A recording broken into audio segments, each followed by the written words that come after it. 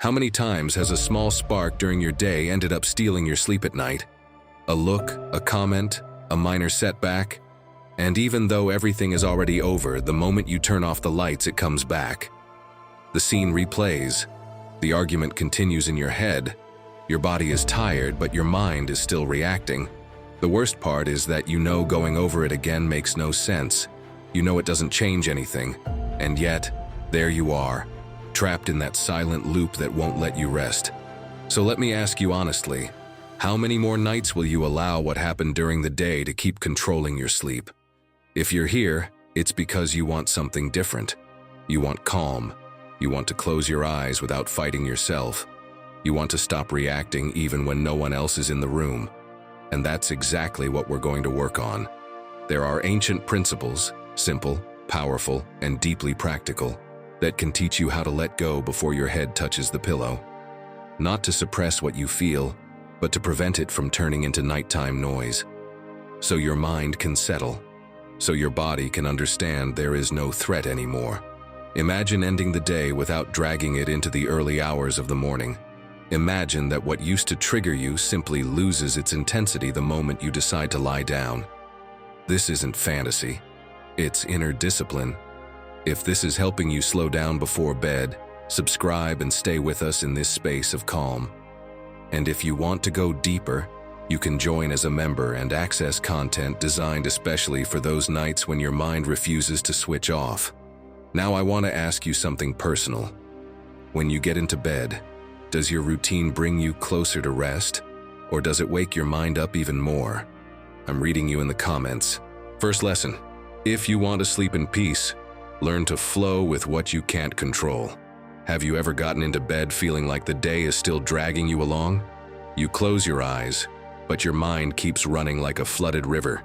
It replays scenes, edits conversations, argues with what didn't go the way you expected. And the more you try to control every detail in your head, the further rest seems to slip away. Hear this calmly. If you want tranquility to reach you at night, you don't need to solve everything. You need to stop resisting what has already happened. Sleep doesn't arrive when you control life. It arrives when you stop fighting it. Some time ago, I met a young man named Pablo. He was an expert at frustration, especially when he traveled.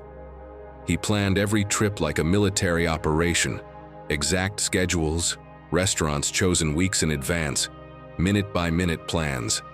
But life doesn't move on a fixed itinerary. On one trip, an accident blocked the road for hours. The restaurant was closed, and it started raining just as he was about to watch the sunset on the beach.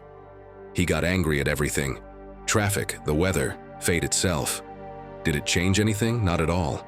It only turned a minor setback into a bitter experience. And the worst part came later. That same night, lying in bed, he was still arguing with what he could no longer change. Months later, he decided to try something different. He traveled again, but this time with less rigidity. If the plan changed, he changed with it. He ended up discovering a hidden beach, tasting food he never expected to try, and laughing under the rain from the porch of a small cabin. It wasn't that life became perfect, it was that he stopped demanding that it be. And that night, for the first time in a long time, he fell asleep without tightness in his chest. Marcus Aurelius ruled an empire filled with wars and intrigue. If anyone had reasons to lose his calm, it was him. Yet he wrote, "Accept the things to which fate binds you, and love the people whom fate brings you, but do so with all your heart." He wasn't talking about resignation. He was talking about serenity. He understood that fighting the inevitable only drains your energy. And when you stop spending energy on what doesn't depend on you, your mind begins to rest even before your body lies down. Picture something much more ordinary. You're at the supermarket after a long day. You just want to pay and go home. The person in front of you has a full cart, and one item won't scan. They call the manager. Minutes pass. You feel the pressure rising in your chest. You could sigh loudly, check the clock, get irritated inside. The time won't change, but your night will. Because if you carry that tension to bed, your body may lie down, but your mind will remain standing. Now shift your approach. You use those minutes to breathe more slowly. You observe without judgment. Maybe you even smile at the situation. Nothing outside has changed, but you're no longer fighting it. And when you finally get home and rest your head on the pillow, there's no unresolved argument inside you. Flowing isn't surrendering. It's understanding that life moves and you can move with it. When something doesn't go as planned, ask yourself honestly, what is still in your hands right now? Sometimes it's adjusting the plan. Sometimes it's accepting. Sometimes it's simply letting go. If it rains on picnic day, maybe it becomes the perfect excuse for a warm coffee while you listen to the drops fall. It's not the original plan, but it can still hold value. Every time you choose adaptation over resistance, your mind learns that not everything is a threat. And when night comes, that mind no longer needs to stay on guard. It softens. It becomes more flexible. It begins to trust. Peaceful sleep isn't built when you turn off the light. It's built in how you react throughout the day. If you practice the art of flowing when things go sideways, you prepare the ground so that when you lie down, you don't have to keep fighting.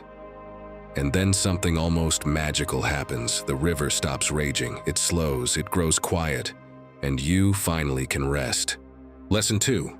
Pain is necessary. This might sound controversial, but hear me out. Pain is necessary. It's not something we like to accept. Most of us do everything we can to avoid it.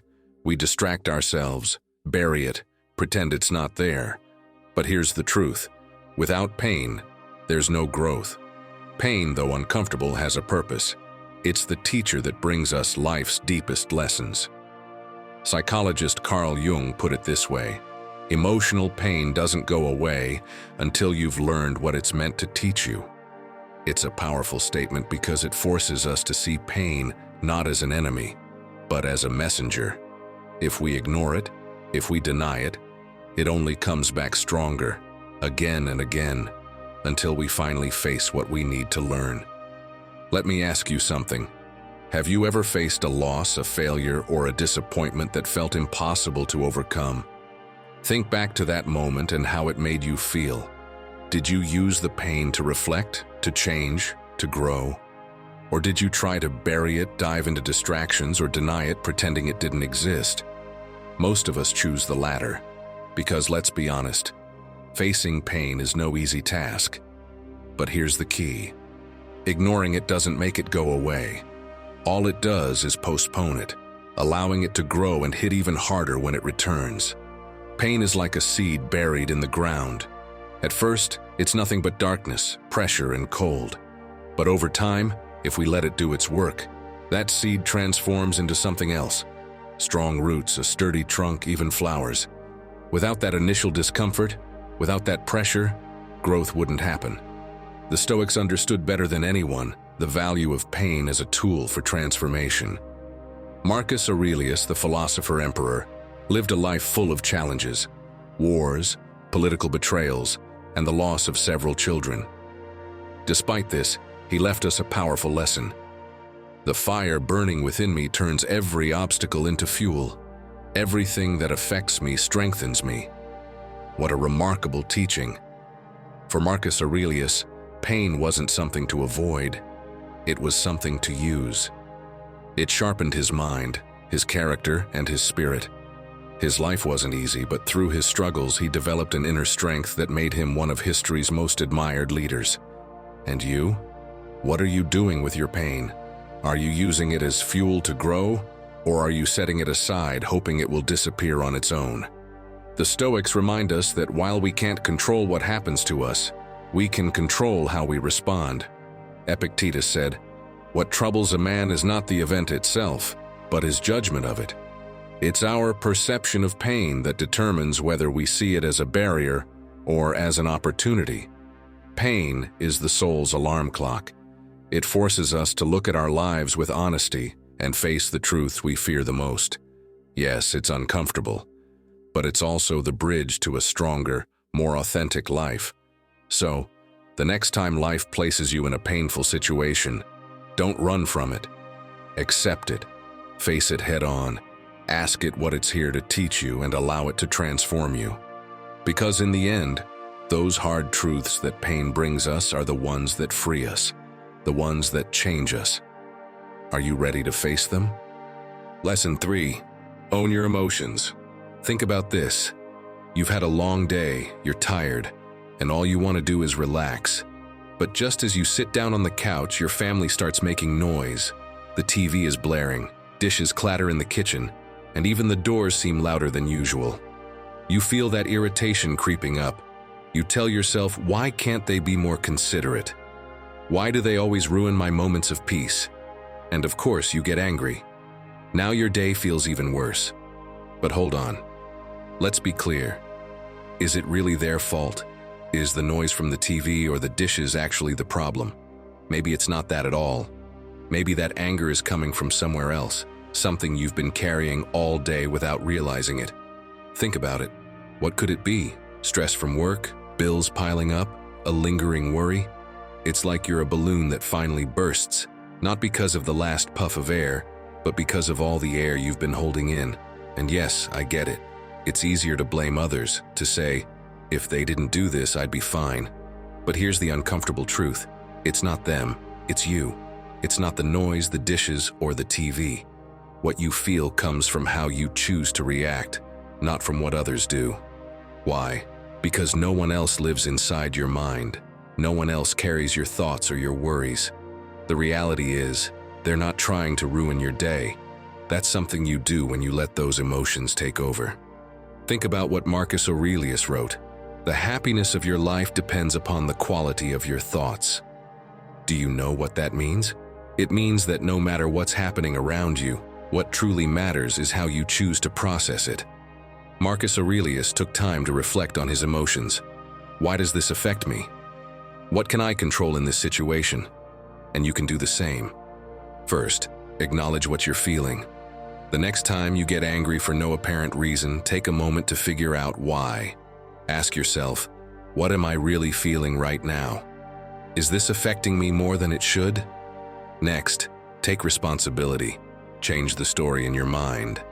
Instead of saying, they made me feel this way, say, I felt this way because I chose to react like this. When you do that, you take back control. For instance, if someone is late to a meeting, instead of getting angry, think, I chose to wait and feel frustrated. This small shift in perspective makes all the difference. Finally, breathe before you act or respond. Literally, when you feel a strong emotion taking over, stop. Take 5 deep breaths. That pause gives you time to process and keeps the emotion from controlling you. If a coworker makes an irritating comment, breathe and ask yourself, do I really want to waste my energy on this? Most of the time, the answer will be no. Remember, no one has the power to control how you feel. That's always up to you. When you learn to own your emotions, you stop being a victim of circumstances and start taking charge of your life. So tell me, are you going to keep blaming others, or are you ready to take ownership of your emotions? Lesson 4. Forgive even when it hurts. Forgiveness. That word sounds so simple, yet it's one of the hardest things to do.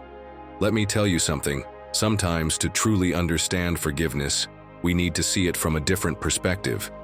There was once a woman who carried every offense she'd ever received like burning embers. Every time someone hurt her with a word, a betrayal, or even a glance, she'd pick up another ember and add it to a sack she carried everywhere. She thought, I can't let this go, because that would mean forgiving them, and they don't deserve it. At first, the weight was manageable. There weren't many embers. But as time passed, the sack grew heavier, and though she wouldn't admit it, the embers began to burn her. The heat seeped through the sack, leaving scars on her skin. Yet she kept holding on to it, convinced that carrying those embers gave her some kind of power over the people who had hurt her. One day, a small child saw her sitting by the side of the road, the sack beside her and the burns visible on her arms. Curious, with wide eyes, the child asked, Why are you carrying that? The woman replied, These are the offenses people have done to me. Each one is a reminder of what they put me through. If I let them go, it would be like saying they didn't matter. The child looked at her closely and pointed to her arms. But those embers aren't burning the people who hurt you. They're only burning you. The woman lowered her gaze to the sack and for the first time realized the damage she was doing to herself. With a lump in her throat, she let the sack fall to the ground. The embers began to cool, their glow fading as a wave of relief swept over her. The scars remained, but the pain started to disappear. She finally understood that letting go wasn't weakness, it was freedom. And as Marcus Aurelius said, the best revenge is to not be like the one who hurt you. Do you see? Forgiveness isn't about excusing what others have done. It's about refusing to let their actions dictate how you feel and live. Think about it. Maybe someone close to you betrayed you. Maybe a friend shared a secret you trusted them with, or someone you cared deeply about let you down. The pain is real, no doubt. But what good does it do to carry it? It won't change what happened. All it does is keep you stuck in the past like that woman with her sack of embers. So, what can you do to let go of that weight? Here are two simple but powerful ideas. First, repeat this mantra whenever someone hurts you. This doesn't define my peace. It's a reminder that what others do doesn't have to control you. Second, write down how you feel. Grab a piece of paper and pour everything onto it. Your anger, your disappointment, everything, don't hold back.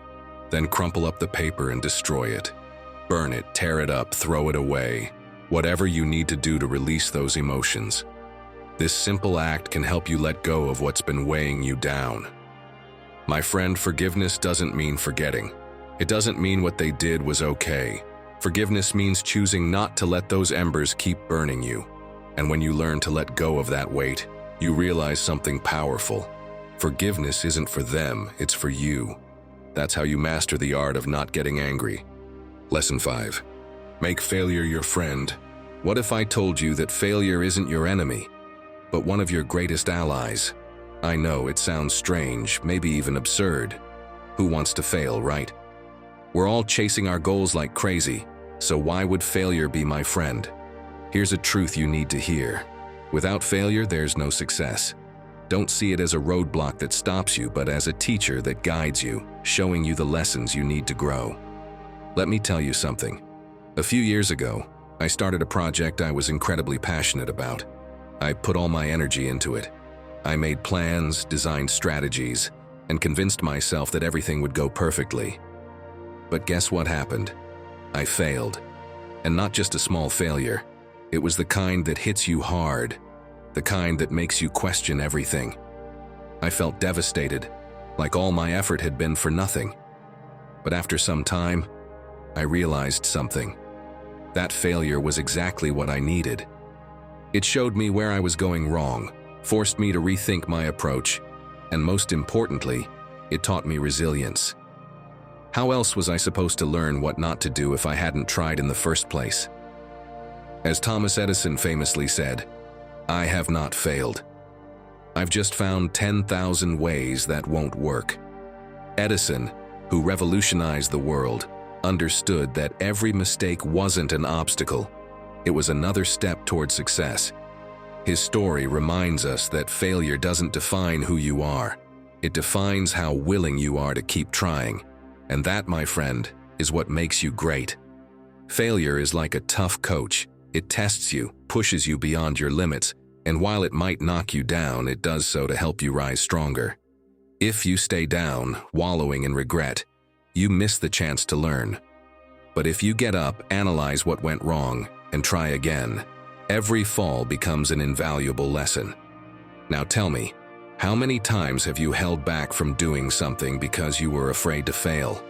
How many opportunities have you let slip by because you thought the mistake would be too big? That fear doesn't just paralyze you, it robs you of the chance to discover everything you're capable of achieving. The Stoics taught us not to fear failure. Marcus Aurelius wrote, "The impediment to action advances action. What stands in the way becomes the way." In other words, failure isn't the end. It's the only path to success. If you want to make failure your friend, start by seeing it as a tool, not as a punishment. After every stumble, ask yourself, what can I learn from this? What will I do differently next time? These questions help you lose the fear of failure and transform it into a force that drives you forward instead of holding you back. And remember, every time you fail, you're one step closer to discovering what truly works. Failure isn't your enemy. It's proof that you're trying, that you're moving, that you're willing to step out of your comfort zone in pursuit of something greater. So the next time you face failure, don't reject it. Welcome it, because the more you make failure your ally, the closer you'll get to the life you want to build. Sixth lesson: learn to flow with life. Have you ever felt like life is moving at a pace you can't control? Like you're a leaf being dragged along by a raging river? And there you are, clinging desperately to a log, fighting against the current. That leaf, you, gets angry. It twists, crashes into rocks, resists, thinking it should be able to control the river. But let me tell you something. That anger won't change the direction of the water. It'll only leave you more exhausted. Now listen, what if instead of resisting, you decided to let go? Do you think you'd sink? Spoiler, you won't. Sometimes the key isn't fighting, it's learning to move with the water, to flow with life. Let me tell you about something that happened to a friend of mine, Paul. He was a master of anger and frustration, especially when he traveled. Every trip he planned was down to the last detail, the exact time to check in at the hotel, the perfect restaurant for dinner, everything. But of course, life doesn't always cooperate. I remember one weekend getaway where everything went wrong. A car accident caused a massive traffic jam, his dream restaurant was closed, and to top it all off, it rained just as he'd planned to watch the sunset on the beach. And trust me, Paul wasn't the type to take it lightly. He lost it. He slammed things, cursed the traffic, and spent hours ranting about how awful everything turned out. Did that change anything? Number. But it did ruin his day. What could have been a relaxing trip turned into a complete nightmare. A few months later, Paul had had enough. He decided to flow. He planned another trip, but this time without clinging to a rigid itinerary. The result? He stumbled upon a beach he didn't even know existed, tried food he hadn't planned for, and enjoyed the rain from the porch of a cabin. Everything was different because he chose to be different. He learned the art of not getting angry. Marcus Aurelius ruled an entire empire filled with wars, intrigue, and chaos. He must have had countless moments when anger could have taken over. But every day, he chose to accept what came his way and handle it with serenity. He wrote, "Accept the things to which fate binds you, and love the people with whom fate brings you together, but do so with all your heart." Can you imagine facing the pressures of an empire and still choosing to remain calm? Incredible, isn't it? Marcus Aurelius didn't see acceptance as weakness. It was strength. Why get angry? It would only bring more suffering. That's how he lived and ruled, leaving an example we can still follow in our daily lives. Picture this. You're at the grocery store after a long day. All you want is to pay and go home. But the person in front of you has 20 items, and one of them doesn't have a price tag. They call for a manager, minutes drag on, and you can feel that tension building in your chest. You're getting angry. You could start checking your watch, sighing dramatically, or even making a sarcastic comment loud enough for them to hear. But what would you accomplish? Nothing except making your mood worse. Now imagine a different approach. You take out your phone, reply to a message you've been meaning to, or use those minutes to think about something that makes you smile. The time passes just the same, but you've learned to flow. And when it's finally your turn, you realize it wasn't such a big deal after all. So, how do you learn to flow with life? First, learn from every hit. Every difficult situation is an opportunity to grow. Instead of complaining, ask yourself, what can I learn from this? What can I do now to adapt and make the best of it? Each time you face chaos with calm, you gain a little more control over yourself. Second, improvise like a musician. Do you know what great musicians do when something goes wrong during a concert? They keep playing. If your plans change, find an alternative. Is it raining on picnic day? Find a covered spot and enjoy a coffee while watching the rain. The key is to adapt, not to get frustrated. Flowing doesn't mean giving up. It means embracing chaos with peace and responding from a place of calm. And believe me, that peace is priceless.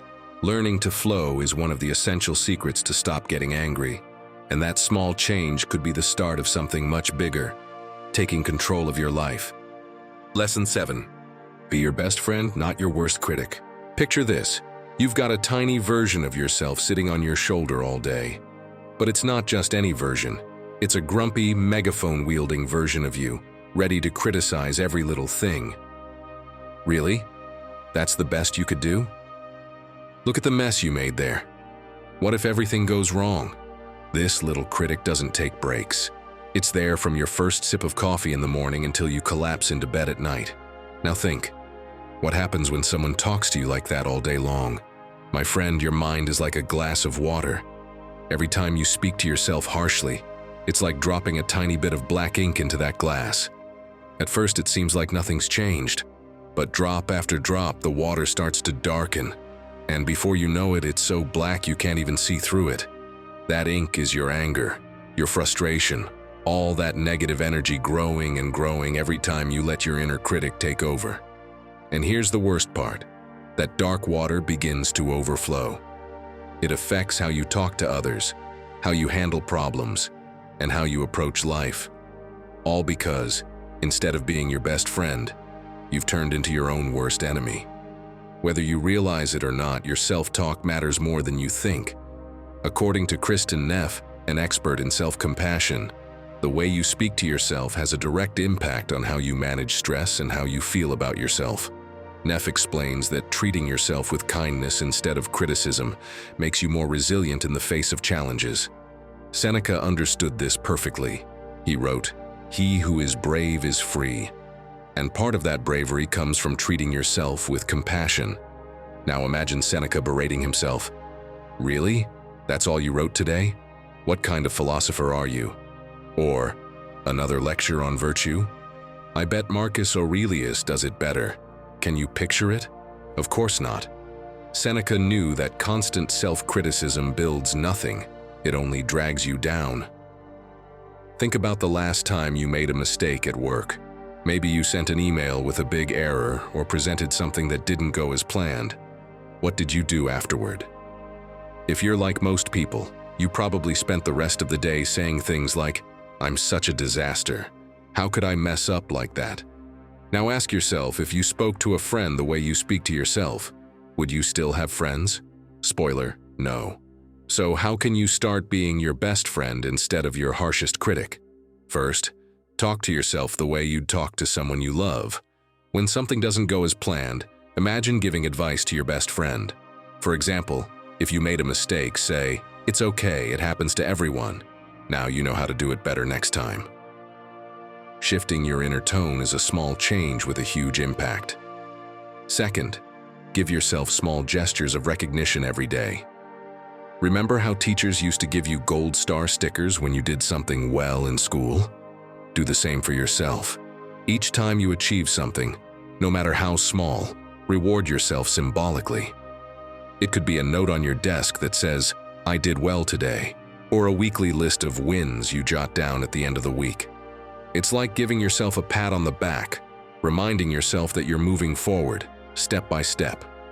Because, whether you notice it or not, those small victories are what build your confidence. In the end, you have two choices: to be your worst enemy or your greatest ally. Be your own support, not your judge. Because believe me, the person who has the most influence over your peace is you. Mastering the art of not getting angry begins with learning to treat yourself with the respect and compassion you deserve. Lesson 8. You're not as important as you think. Oof, my friend. Here comes another cold splash of reality. You're not as important as you think.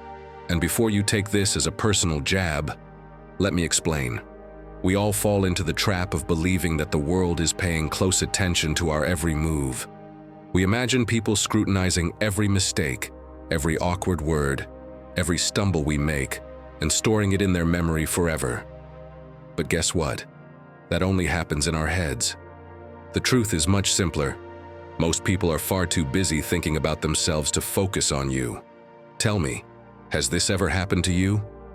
You made a mistake in front of others, and you spent hours, maybe even days, obsessing over it. Maybe you misspoke during a meeting, or you tripped on the sidewalk. How embarrassing, you thought to yourself. I always look like a fool. They must be laughing at me for days. Well, here's some good news. How long do you think people actually remembered that moment? Exactly. They probably didn't even notice, or they saw it and went right back to worrying about their own problems. Picture this. You're at the grocery store, and you accidentally stand in the wrong checkout line. Someone corrects you in a rude tone, and you spend the rest of the day thinking they saw you as a complete mess. But guess what? They probably don't even remember your face. They were caught up in their own worries, which is why they snapped at you in the first place. Or think about the time you made a mistake at work, like sending an email to the wrong person. You imagined all your coworkers gossiping about it behind your back. But in reality, nobody cared. They were too busy with their own tasks to even notice. See where I'm going with this? What feels like the center of the universe to you is nothing more than a tiny blip that vanishes in seconds for everyone else. And this isn't just a feel-good idea. A study by Cornell University, known as the spotlight effect, proved that people tend to overestimate how much others notice them. We feel like we're constantly under a spotlight, but in reality, most people are consumed by their own lives. The Stoics knew this well. Epictetus taught that we should focus on what's within our control, and let me tell you, how others perceive you is far beyond your control. Do you know what this means? It means you can stop carrying the unnecessary weight of trying to be perfect for everyone. You don't have to prove anything to anyone. Own this truth and set yourself free, because real freedom begins when you stop worrying about what others think of you. Next time you catch yourself wondering what someone might be thinking about you, pause and ask yourself, what's the most likely thing they're actually thinking about right now? More often than not, the answer will be something related to their own problems, not you. And if you still need a little more reassurance, remember this mantra. What others think of me doesn't define who I am. When you accept that you're not the center of the universe, you free yourself from the constant pressure of living up to non-existent expectations. You give yourself permission to make mistakes, to be your authentic self, and to focus on what truly matters: your values, your goals, and the relationships that are worth your time. Because in the end, what defines you isn't how much others notice you, but how much meaning you give to your own life. Ninth lesson: break the bubble. Your comfort zone is like a hot tub. At first, it's pleasant, warm, almost irresistible. But the longer you stay there, the more wrinkled you get, the stranger you start to smell. And yet you stay because it's comfortable. My friend, you don't even realize it. But that bubble that protects you so much is also suffocating you. And the worst part? You think stepping out of it means throwing yourself headfirst into a volcano, when really it's enough to just stick one foot out for things to start changing. You know who didn't stay inside his bubble? Epictetus. He understood it well. Difficulty shows what people are made of. And don't think he said that from a comfy chair with a glass of wine in his hand.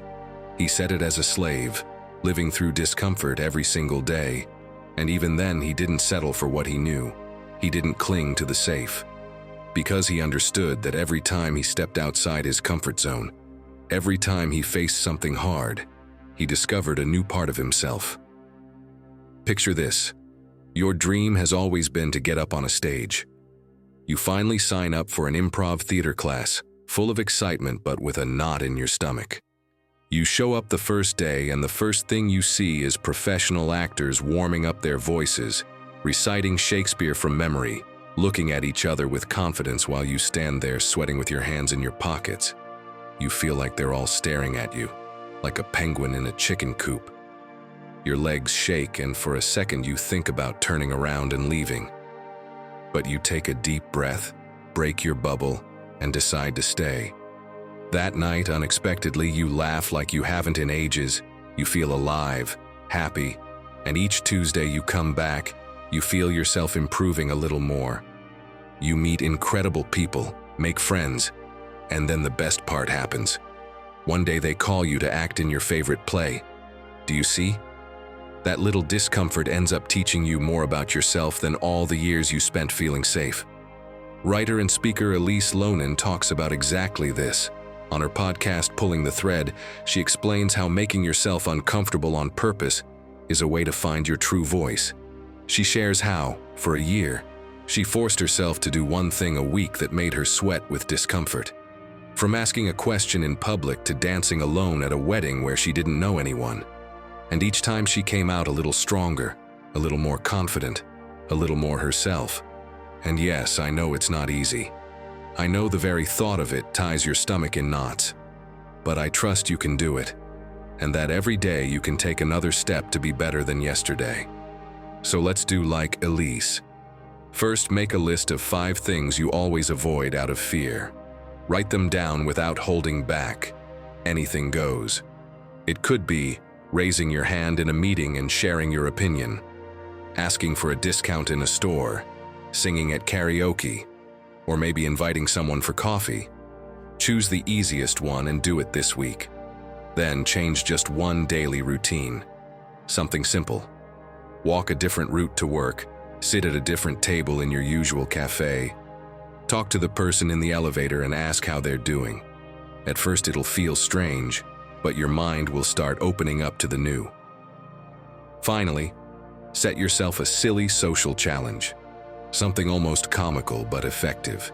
You could compliment a stranger on their shoes, ask the barista how their day is going, or smile at the first neighbor you see even if you don't know them. Those little cracks in the bubble let in fresh air and make you feel alive. Now tell me, what step are you going to take this week to break your bubble? Leave it in the comments. We want to hear it and cheer you on, because sometimes just one single move is all it takes for everything to start changing. Lesson 10. Turn your dreams into blueprints. There's a story that's always impressed me. It's about a brilliant man with ideas so big they could have changed the world.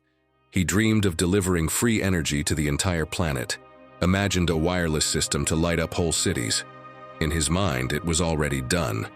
He even sketched it all in detail in his notebooks and filled rooms with blueprints. But my friend, it never went beyond that. He worked, yes, but he was always missing something. Resources, support, the perfect moment. And while he waited, his health, his money, and his time slipped away. He died alone, his notebooks full of castles in the air. That man was Nikola Tesla. You might think that won't happen to you because your dreams aren't as crazy. But look closely. How many times have you said you're going to start your business, learn a language, change your life? And here you are. Your dreams are like castles in the air. Pretty, sure, but no one can live in them until you lay down the foundation. And the longer you wait to start, the further away they drift. I'm reminded of what Marcus Aurelius said. Do every act of your life as if it were your last.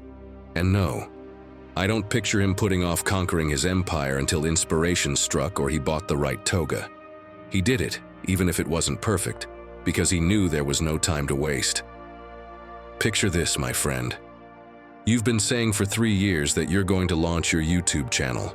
You already have the perfect name in a folder, a logo designed by a friend, even an animated intro with epic music. You've even rehearsed in front of the mirror what you'll say in your first video. But every time it's time to record, you tell yourself you still don't have the right camera. You need a better mic. Today isn't a good day because you're tired. Meanwhile, you watch others start, make mistakes, learn, and get better, while you keep waiting for the perfect conditions. So, do you want to keep collecting pretty ideas or start building your reality? Do this. Choose just one goal and break it down.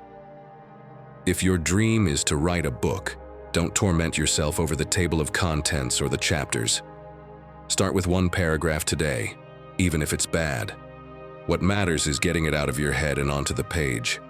Also, get yourself a notebook to force yourself to bring your dreams down to earth. Every week, write down one specific action with a date. No more someday. Give it a day and a time. And if you don't do it, double it the next week so your pride stings a little and you stop putting it off. And don't underestimate the power of something silly. Promise yourself a goofy reward for every step you take. When you finish your first video, have a croissant. When you write the first 3 pages of your book, do a ridiculous dance in your living room. That way your brain starts associating action with pleasure, not with suffering. So my friend, I ask you sincerely, are you going to keep dreaming or are you going to start building? Leave it in the comments and tell us.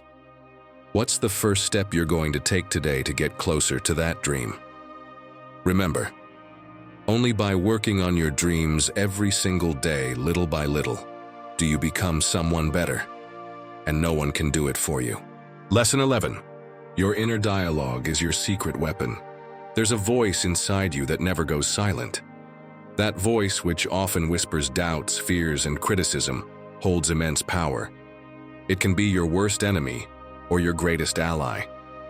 And here's the truth you need to learn. The way you talk to yourself defines the direction your life will take. Imagine you have a personal coach with you 24 hours a day. If that coach constantly said, "You can't do it," "You're not good enough," or "You always fail," how do you think you'd feel? That's the reality for many people. A constant internal dialogue full of negative judgments that sabotages them at every step. But here's the good news. You can change that voice. The Stoics understood this well. Seneca wrote, "Man suffers more in imagination than in reality." It's not external circumstances that destroy us, but what we tell ourselves about them. If you learn to train your mind, to speak to yourself with compassion and strength, you'll discover a powerful tool to overcome any obstacle. But what does science say about this? Is it just a feel-good idea? Absolutely not. A study conducted by the University of Michigan found that positive self-talk significantly reduces stress levels. The results were clear.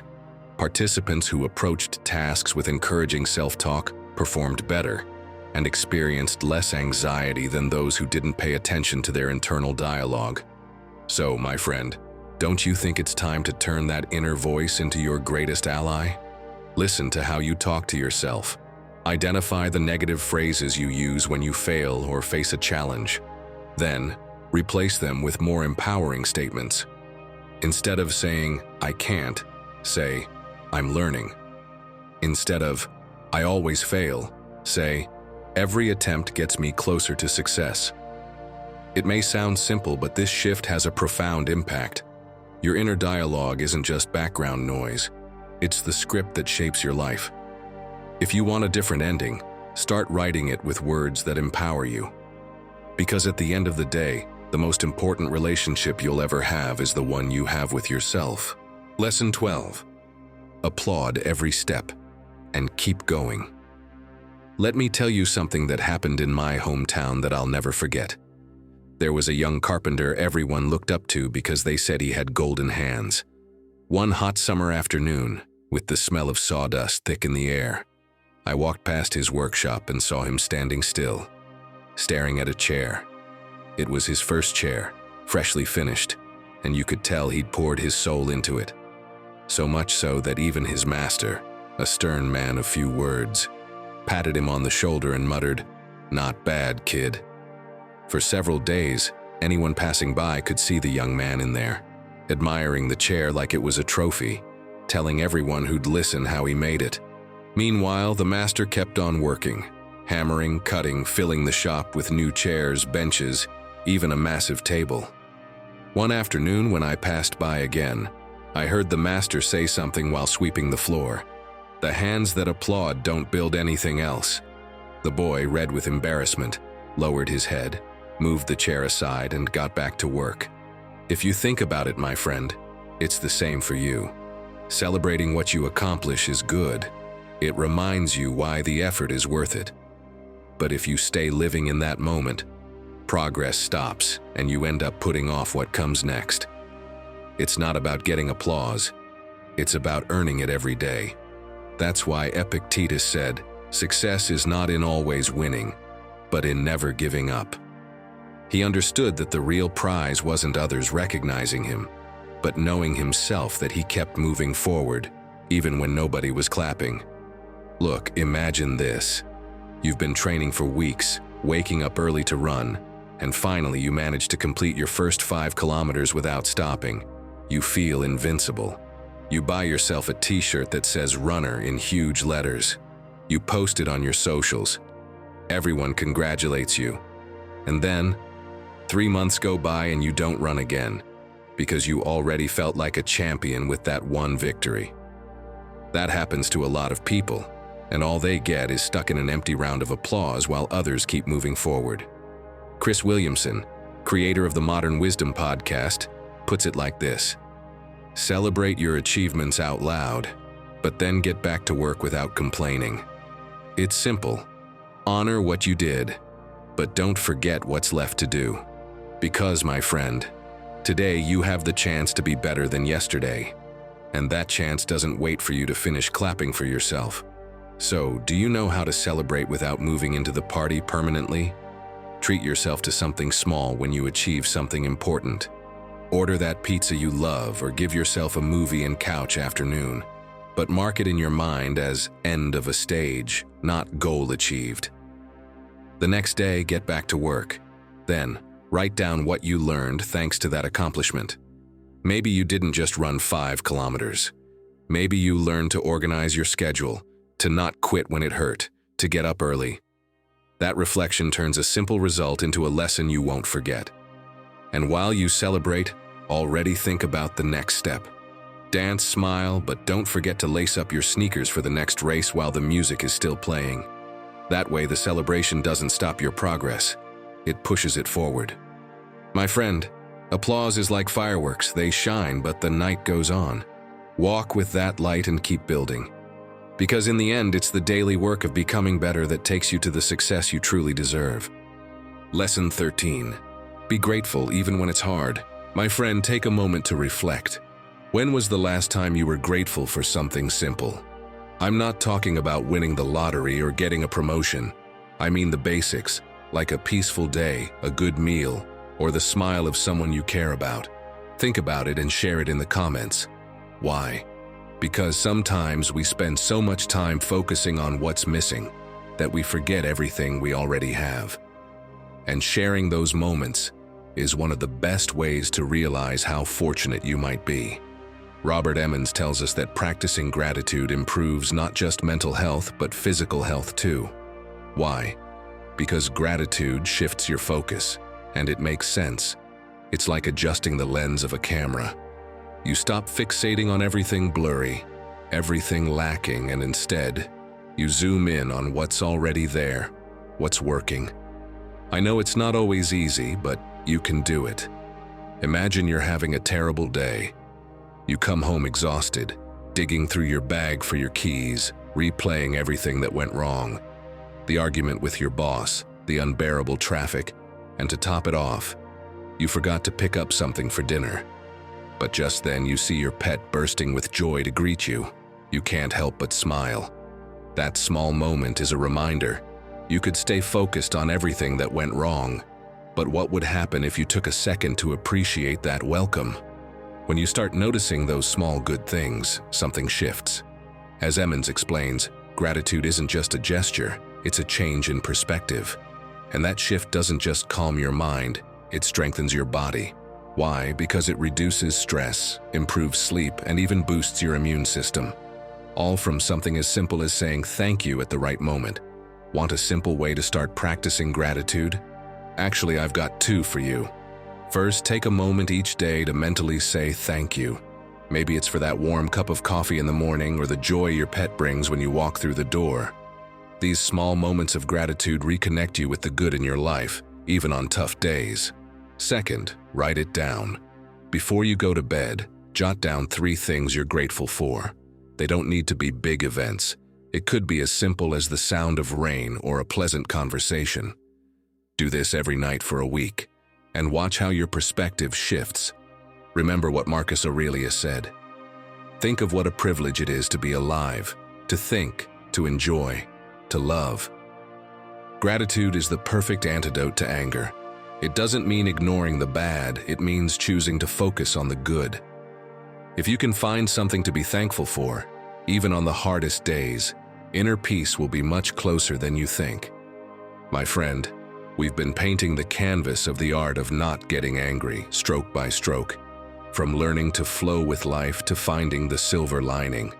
But there's still one final touch, that detail that completes the masterpiece. Stay with me, because this last point is what gives meaning to everything else. Lesson 14. Time is your most valuable asset. It's time to face it. It's not money, it's not your car, it's not your house. Your most valuable asset is your time. Have you ever felt like the day just isn't long enough to get everything done? Between work, responsibilities, and distractions, it seems like time simply slips away. And here's the hard truth. Time isn't infinite. Every minute that passes is a minute you'll never get back, and how you use it today will define who you become tomorrow. Time, my friend, is your greatest treasure, and learning to protect it can change your life. Seneca understood this thousands of years ago and left us a powerful reflection. It's not that we have a short time to live, but that we waste much of it. Think about that. The problem isn't that the days are too short. It's how we waste our hours without even realizing it. Imagine your time as a bank account. Every morning you wake up with a fixed balance of 24 hours. You can't save what you don't spend, and at the end of the day, that balance is gone forever. Now ask yourself, what are you investing those hours in? Are they going toward things that truly matter, or toward activities that don't bring you any closer to your goals and dreams? Let me share something I experienced firsthand.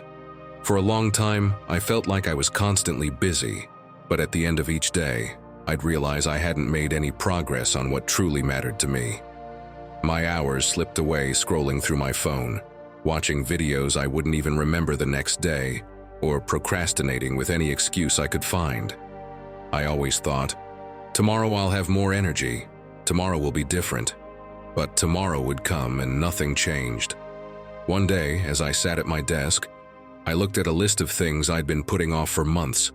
It felt like all that wasted time was weighing down on me. I decided I couldn't go on like this. That very night I closed my social media apps, turned off the TV, and committed to working at least 30 minutes on a personal goal that truly mattered to me. At first, it was hard. I'll admit it. Distractions kept calling to me and I felt weak. But with each passing day, I felt more in control of my time. I didn't just make progress on my goal. That sense of purpose and ownership over my time transformed how I viewed my days. And you? How much of your time are you giving away to distractions that bring you nothing in return? It's time to accept that your time isn't limitless and start making more intentional decisions. If you want to protect your time, begin with 2 simple steps. First, learn to say no. Say no to commitments you don't care about. No to activities that don't fulfill you. Every no to what doesn't matter is a yes to what truly does. Second, set clear priorities. Ask yourself every morning, what's the most important thing I can do today to move closer to the life I want? And then do it. No excuses, no distractions. Time, like the water in a river, never stops flowing.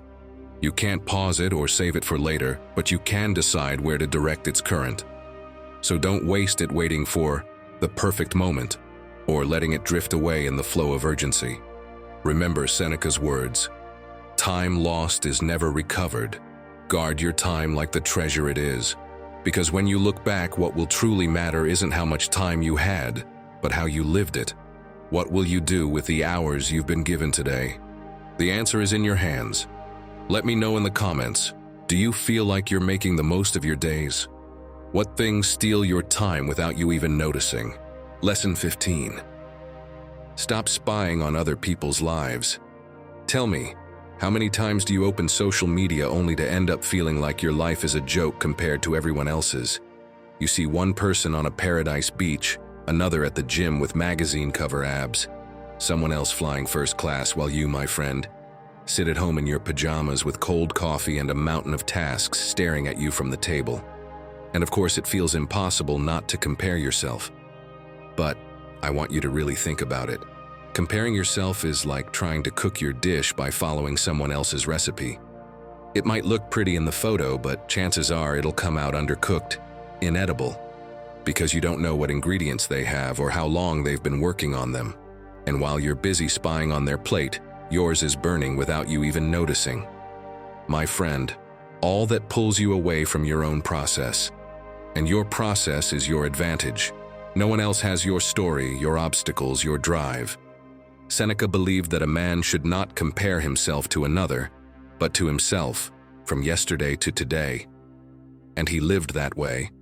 In the imperial court surrounded by luxury and power, he kept up his letters and meditations to measure himself only against himself. His goal wasn't to beat anyone, it was to improve a little each day.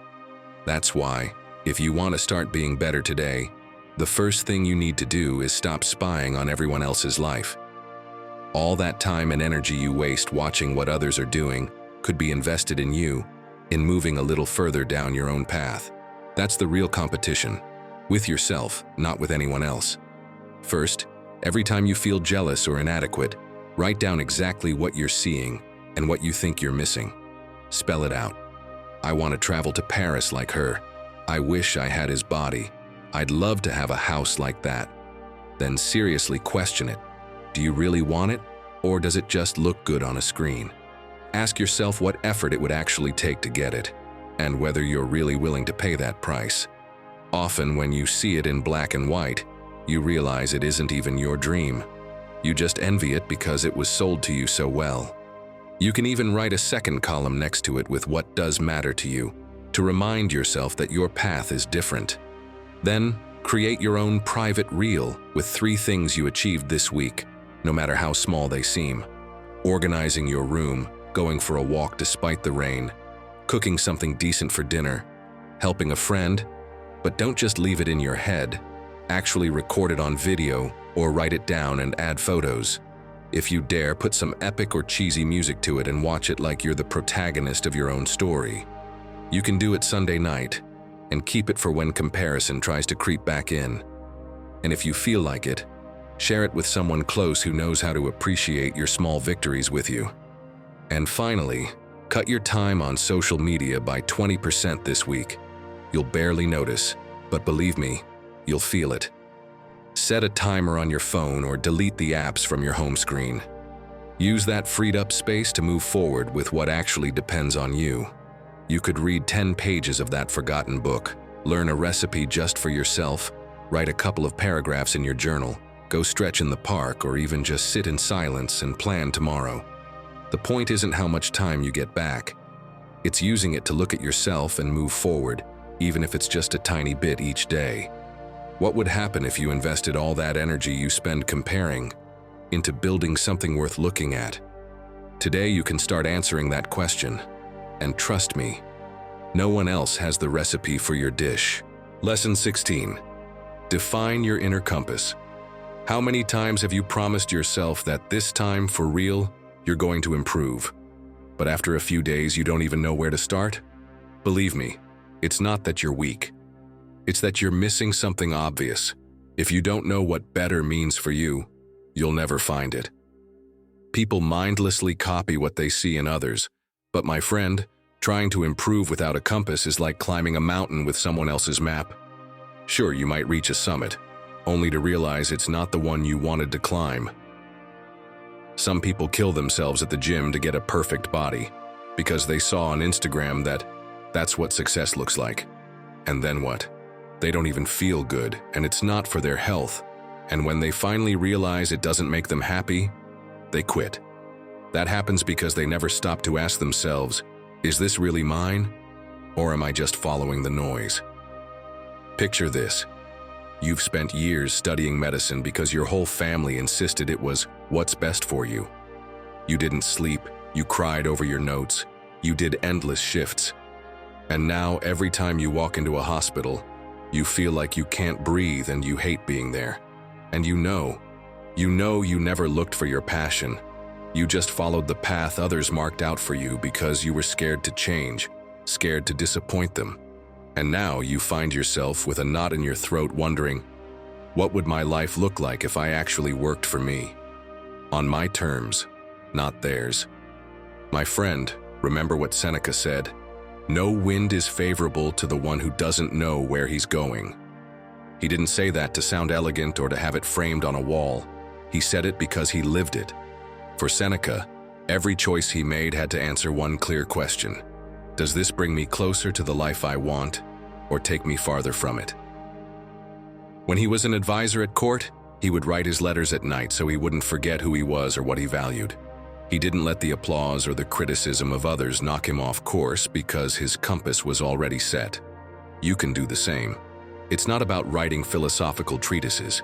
It's about knowing what your port is and reminding yourself of it every single day. Even if no one else supports you, you have to do it for yourself, to be better every day. As Lex Fridman says, find your mission, even if no one understands it. Without it, you're nothing. So, are you ready to find your inner compass? First, write a brutally honest list of the things that make you feel alive, even if they sound ridiculous. Maybe dancing salsa at home in holy socks, cooking for your friends like you're a TV chef, spending whole afternoons fixing old bikes, throwing themed horror movie parties, reading poetry out loud. Whatever it is, as long as it's yours. Second, figure out what values are hiding in those things. If dancing makes you happy, is it because of the freedom? If hosting dinners excites you, is it because of the connection with others? If you love taking things apart to understand them, is it because of creativity? Third, put it to the test this very week. Say no to something that doesn't fit your compass and see how you feel. If your value is authenticity and you accept a date just out of obligation, then ask yourself if that brings you closer to yourself or farther away. So tell me, do you really want to keep running aimlessly just to feel like you're moving, even if it's towards somewhere you don't want to go? Or you can stop, choose your port, and start walking firmly, with the certainty that each day, no matter how small, you can be better than yesterday. Because it doesn't matter when you arrive, what matters is that today, tomorrow, and always, you keep building the life you truly want. 17th lesson. Perfection doesn't exist. How many times have you held back from starting something because you didn't think you'd do it perfectly? That presentation you prepared but didn't dare to show at work. That uncomfortable conversation you only rehearsed 200 times in your head. That project you've been postponing for months because you don't feel ready. It happens to all of us. We convince ourselves that perfection is the bare minimum. But here's the truth. Perfection doesn't exist, and chasing it is like trying to catch the wind. Seneca reminded us centuries ago, if you wait for perfect conditions, you will never act. And the truth is, we spend our lives waiting for that perfect moment, that magical alignment when everything goes exactly as planned. But life, as you know, is neither fair nor perfect. It doesn't work that way. The sooner you accept this, my friend, the sooner you'll allow yourself to act, even if it's not perfect. A study conducted by Harvard University revealed that perfectionism not only delays productivity, but is also linked to high levels of anxiety and depression. Do you know why? When we obsess over making everything flawless, we sabotage ourselves. We freeze. We become our own harshest critics, and what could have been an opportunity to grow becomes an excuse not to try. Let me give you a real-life example. J.K. Simmons, the Oscar-winning actor, has spoken openly about how perfectionism consumed him early in his career. For years, he turned down roles because he thought he wasn't prepared enough or wouldn't be good enough. That constant pursuit of perfection nearly led him to quit acting altogether. But everything changed when he accepted that he didn't need to be perfect. He just needed to be authentic. That decision not only allowed him to move forward, but also helped him create unforgettable performances that inspired millions. Do you see it now? Perfection is a trap. It doesn't just stop you from acting, it keeps you from becoming your best self. Now imagine you're a painter standing in front of a blank canvas. If you wait for the perfect colors, the ideal light, and the flawless brushstroke, you'll never make the first mark. But if you start, even with crooked lines and mismatched colors, the painting will begin to take shape. Life is the same. It's not about getting everything perfect from the start. It's about beginning, learning, and improving along the way. If you want to free yourself from the chains of perfectionism, Here's something practical. Redefine what success means to you. Ask yourself, is it more important to do it perfectly or to simply do it? You'll be amazed at how much you can accomplish when you shift your focus from perfection to action. Also, practice self-compassion. Don't judge yourself for the mistakes you make. See them as part of the process. The next time something doesn't go as planned, ask yourself, what did I learn from this? Instead of punishing yourself, use those lessons as tools to grow. Perfection is a mirage, an unattainable ideal that steals the present from us. When you accept that perfection doesn't exist, you give yourself permission to be human, to try, to fail, and to rise again. And here's the funny thing. When you stop chasing perfection, you begin to find beauty in imperfection. So, let go of the need for everything to be flawless and embrace the opportunity to act, right here, right now. Because perfection doesn't exist, but your ability to move forward does. What are you waiting for? Start today. Lesson number 18. Break your own traps. Ah, my friend, excuses, excuses. You know them all, don't you? You don't have time. It's not the right moment. You need to fix 1,000 things before you can start. Believe me, I've been there too. I remember perfectly the time when I'd go around saying, very seriously, that I didn't have time to learn French. I repeated it so many times it even sounded convincing, almost professional, like I was too busy saving the world. But one day, I don't know why, I decided to actually time where my hours were going, and it became painfully clear. I spent 2 hours watching recipe videos on YouTube that I never cooked, 15 minutes staring at the washing machine spin as if it were some deep meditation, and suddenly, I'd find myself reorganizing the sock drawer for the 3rd time. It was ridiculous, but I kept looking for little distractions to not have time, as if I wanted to confirm my own excuse. I was setting traps for myself everywhere and then pretending I didn't see them.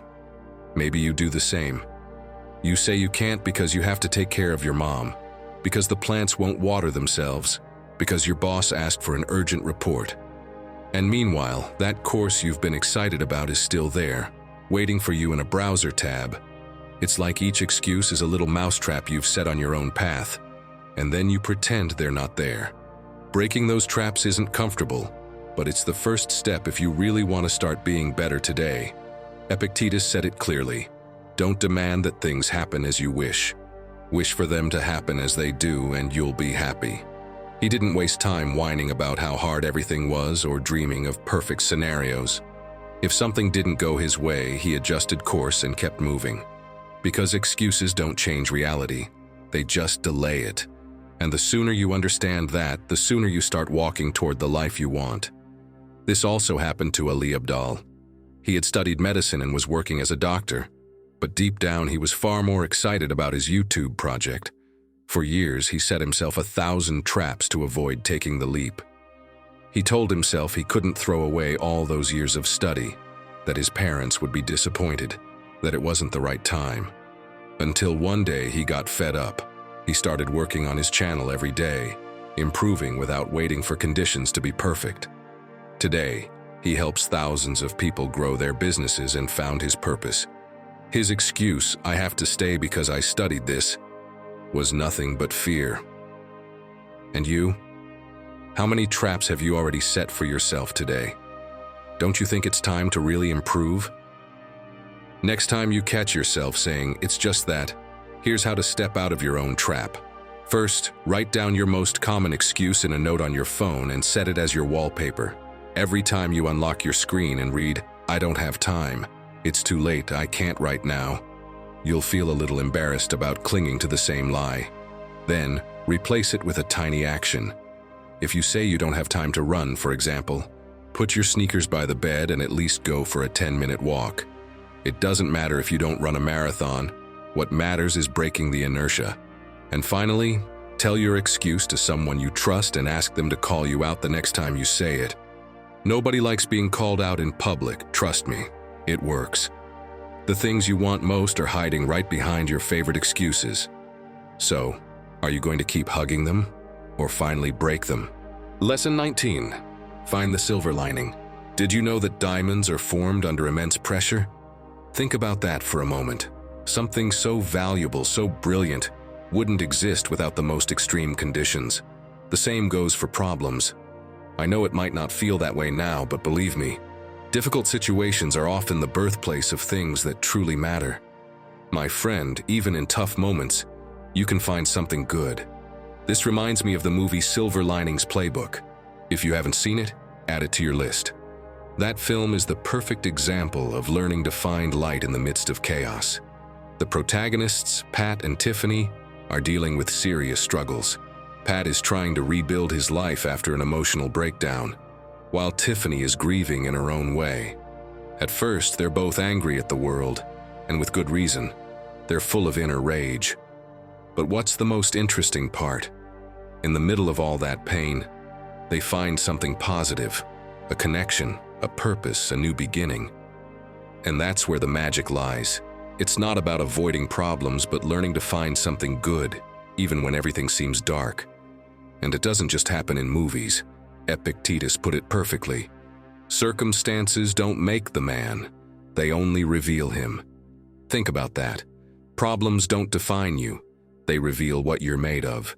It's like a warrior who, in the heat of battle, discovers their true strength. Obstacles are like the pressure that forms diamonds. They're where you grow and transform.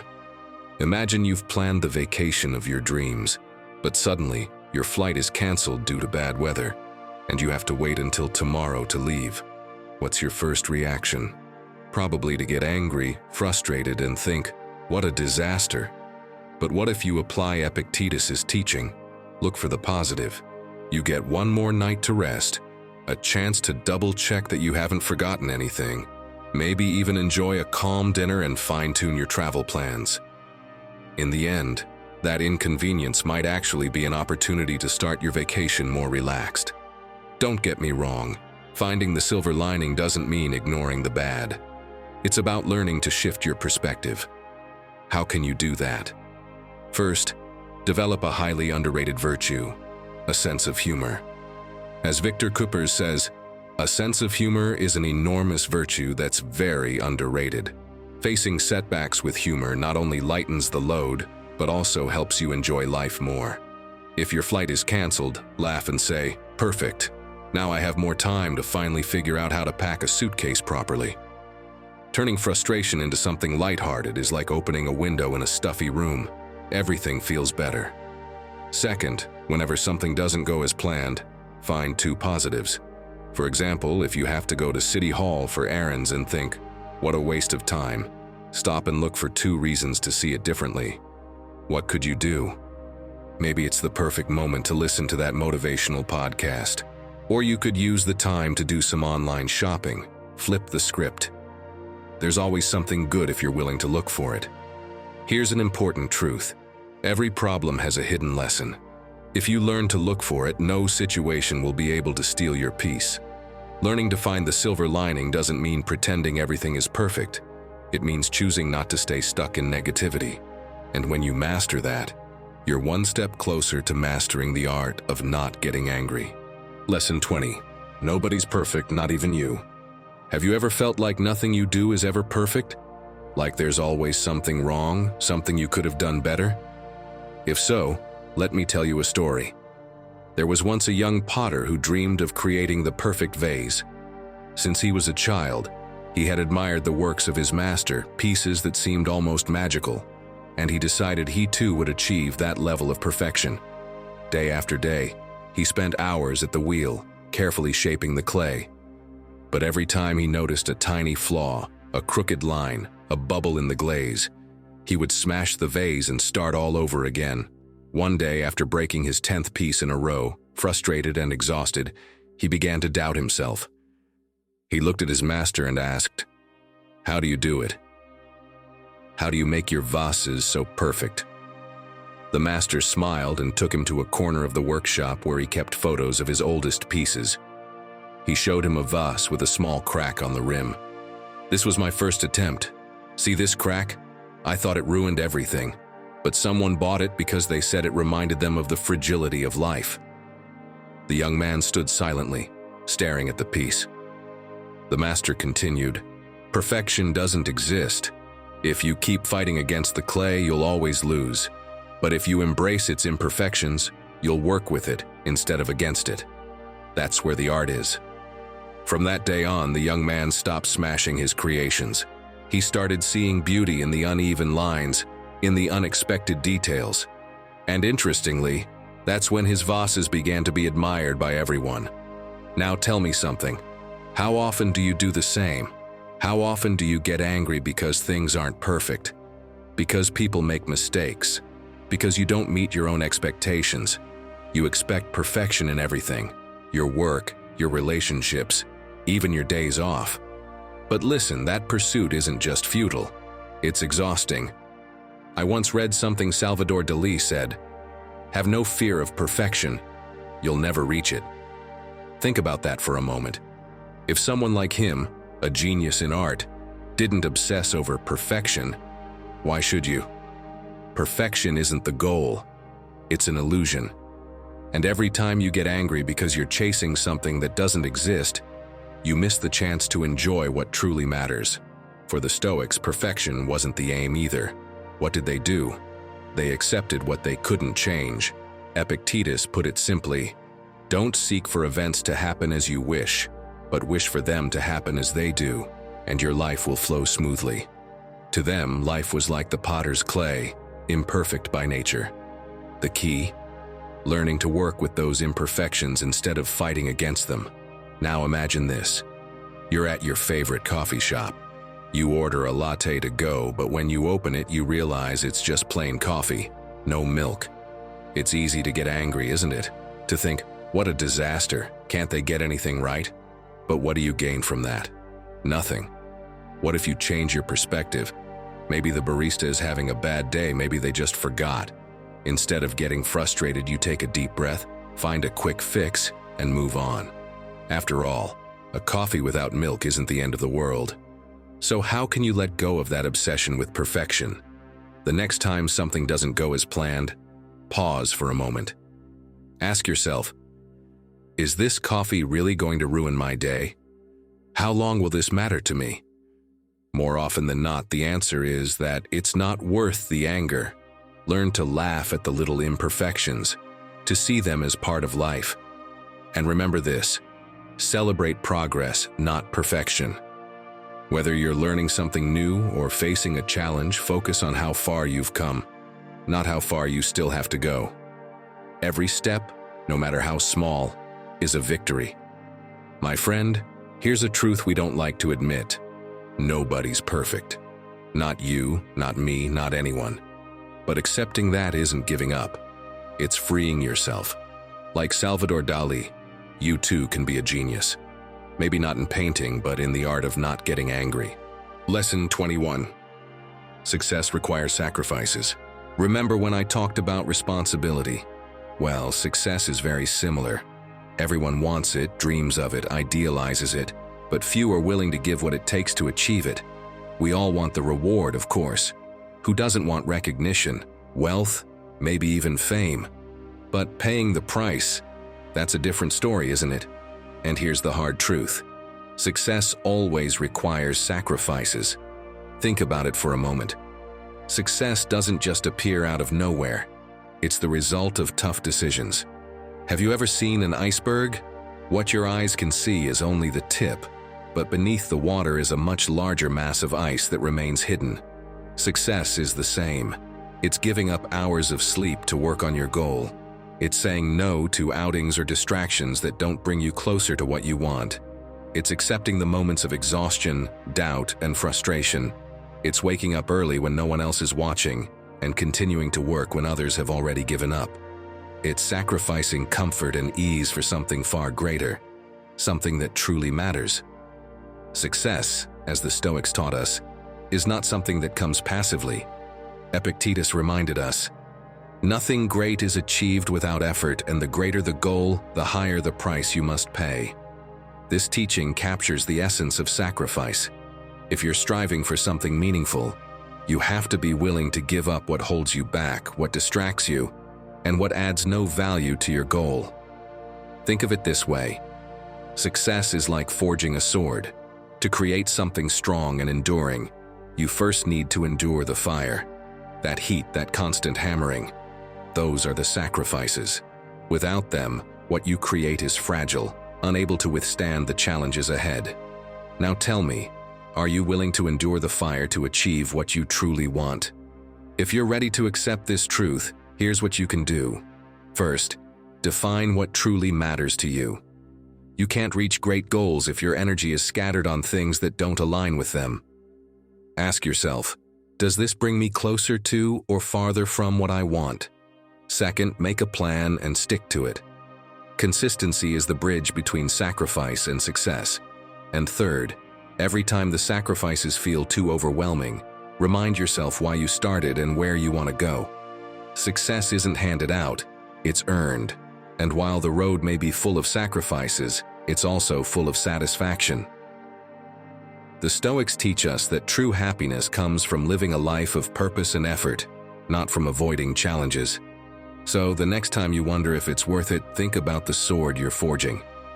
Every strike counts. Are you ready to begin? Lesson 22. Win the battle at dawn. Let me ask you a simple question.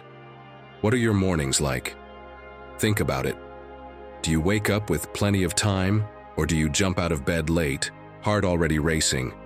Do you have a calm breakfast, or do you drink your coffee standing up while searching for your keys and replying to a message? Do you even look at yourself in the mirror? Or do you run out the door without stopping for a second to remember who you are? My friend, you might not see it, but the way you start the day is the way you live it. If your morning is chaos, your whole day will be too. Mornings are like the foundation of a house. Nobody sees them, nobody comments on them, but they hold up everything that comes after. If they're solid, you can build anything on top. If not, sooner or later everything wobbles. Picture your ideal morning. You wake up without rushing, your head clear. You give yourself a few minutes to feel the ground under your feet, to breathe deeply. You sip your coffee calmly while the rest of the world is still asleep. Maybe you read a few lines. Think about how you'll respond to the day instead of just reacting to it. And when you walk out the door, you're already a Stoic warrior, ready for whatever comes. Don't think this is trivial. James Clear, author of Atomic Habits, explains that small morning actions trigger a positive chain reaction for the whole day. That feeling of having done something good early on gives you momentum to keep making good choices, even when problems come. Mornings are the spark that lights the rest. Marcus Aurelius said the same thing, and he lived it. Before facing enemies, bureaucracy, and betrayals across the empire, he would write to remind himself that simply being alive was already a privilege. When you arise in the morning, think of what a precious privilege it is to be alive. That kept him from being dragged along by everyone else's noise. And you can do it too, even if you're not an emperor. You just have to decide that that first hour of the day belongs to you. So, how can you do it? You can set your alarm 20 minutes earlier. That's it. You don't need to wake up at 5. But those 20 minutes are yours. When the alarm goes off, don't check your phone. Don't open your email. Just get up and spend that time on something that brings you peace. If it's hard to get up right away, don't beat yourself up. It's normal. You can leave a glass of water on your nightstand and drink it as soon as you open your eyes to wake yourself up. Or you can even picture Marcus Aurelius with his iPhone alarm blaring at 5 a.m., grumbling, "Time to fight the barbarians and the blankets," and still getting up anyway. Sometimes a little humor helps defeat laziness. Then, try writing, and in a notebook or even on your phone, a single sentence that sums up how you want to act today. Just one. For example, "Today I won't get caught up in what's out of my control," or "Today I choose to move forward even if it's slow." Write it down, read it out loud, and keep it in your pocket. When the day gets tough, read it again. And why not? Dare to take a walk around your neighborhood before the city wakes up. Put on your sneakers, go out without headphones, and walk for 10 minutes. Look at the empty streets, listen to the sounds of dawn. Feel that the world belongs to you for a few minutes before the noise begins. That feeling of being one step ahead of the day is a reminder that you've already won your first battle. because the battle is won the moment you open your eyes and decide not to give in to the chaos. Let your warrior's morning mantra be clear and yours. I own my day. Come on, write it in the comments and mark it as the start of your change. Today I own my morning, and that's why I'll be better than yesterday. Lesson 23. Make calm your superpower. Did you know you could be a superhero? No, you don't need a cape or some ridiculous outfit with tight spandex. You don't need to fly or shoot lasers from your hands either. Listen, your superpower can be something far more useful and rare these days. Calm. Yes, being the calm one in a world full of chaos is a superpower all on its own. While others lose their cool over trivial things, traffic, a heated WhatsApp argument, or a package arriving late, you can stay composed, like a Zen master standing strong in the eye of a tornado. Believe me, there's no skill more valuable. Calm is like an anchor in the middle of a storm. It doesn't stop the waves from crashing or the wind from howling, but it keeps you grounded while everything else feels like it's falling apart. And here's an uncomfortable truth. You can't stop the storms from coming. People will disappoint you, problems will arise, and life, well, it won't always be kind. But you get to decide whether you'll be swept away by the chaos or stay firm. And oh, the peace that comes with that. Can you feel it? Epictetus said, "The one who is calm and strong holds the power." And you know what? He was right. Calm isn't a luxury for sunny days. It's a skill for when it feels like the world is crumbling around you. It's the power to rise above your impulses, act with clarity, and protect your peace, even when everyone else is losing theirs. Think about the last time someone spoke to you in a tone that irritated you. Maybe it was a passive-aggressive message like, "Oh, finally," you decided to reply. You probably felt the heat rise in your face, and your first instinct was to fire back with something equally sharp, or sharper. But what if you did the opposite? Imagine pausing, taking a deep breath, and instead of fueling the fire, you respond calmly with something like, "Sorry for the delay, I hope everything's okay." The effect is almost magical. The fire dies out before it even starts.